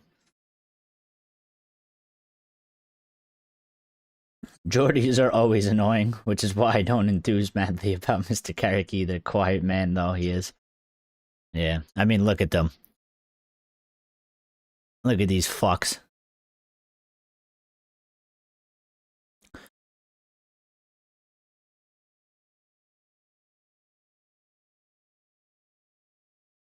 Enjoy the W, but enjoy fucking not being in Europe.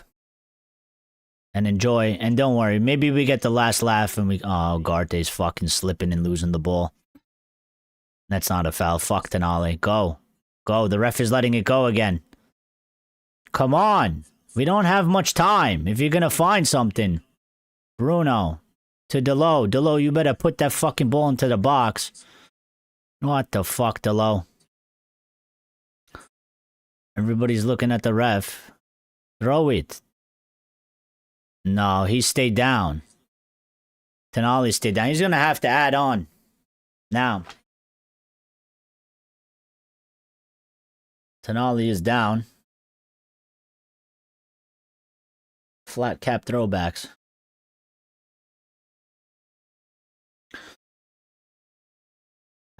I do have to change the score, by the way. I fucking totally forgot. Where is it?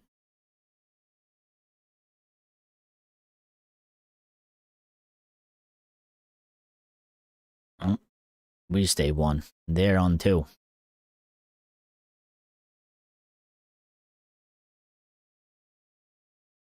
They're on 2.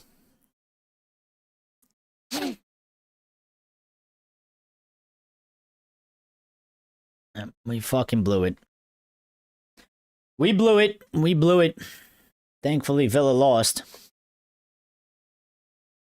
But this is worst case scenario, I guess. Still bad thing because now we've allowed Chelsea to close the gap a little bit more when we extended the gap. Match back underway. Bruno sends it into the box. Damn, that wasn't great. Bruno gives away a foul. And, yeah, I guess that's pretty much it, isn't it?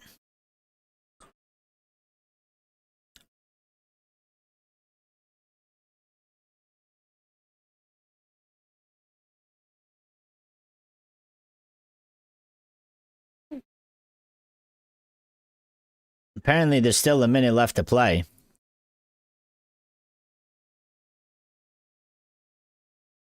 according to the linesman.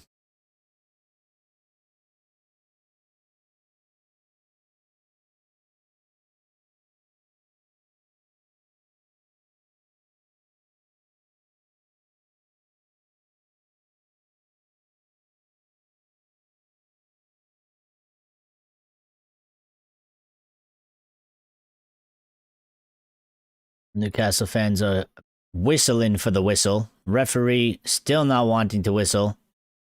He's done it again. And just end it. I mean, we're a fucking all over the place. Game over. Alright, Chad. You are a weirdo. Bruno is making all of the fucking plays, bro. What are you talking about? Bruno created all the chances. The first thing you do is come in here and say... First thing you do is come in and say, chip it out, Bruno. Jesus Christ. Yeah, ignore Chad. Ignore Chad. He's just he's a hater and he's a troller. Yeah. He's just trying to rile up the chat. Just ignore it. Ignore the stupidness, okay? This stupidity. Listen, we are going, okay, to the Red Devil recap. We'll be over there in give me about 5 minutes. I gotta get the thumbnail ready to go, and the live is already up. All right, it's already there, so I expect to see you guys preloaded in there. All right, it's already up. It has a default thumbnail, and I will be over there in like 5 to 7 minutes, as quickly as possible. 5 to 7 minutes, hopefully. Okay. But again, thank you to everybody that tuned in. Smash the like button. If you didn't smash the like button, smash the like button on the way out right before we end. And we'll see you over in the Red Devil recap in about a couple minutes from now, all right? So, yep. Catch you there soon. Thank you for all the support for the live stream. And we'll be over there discussing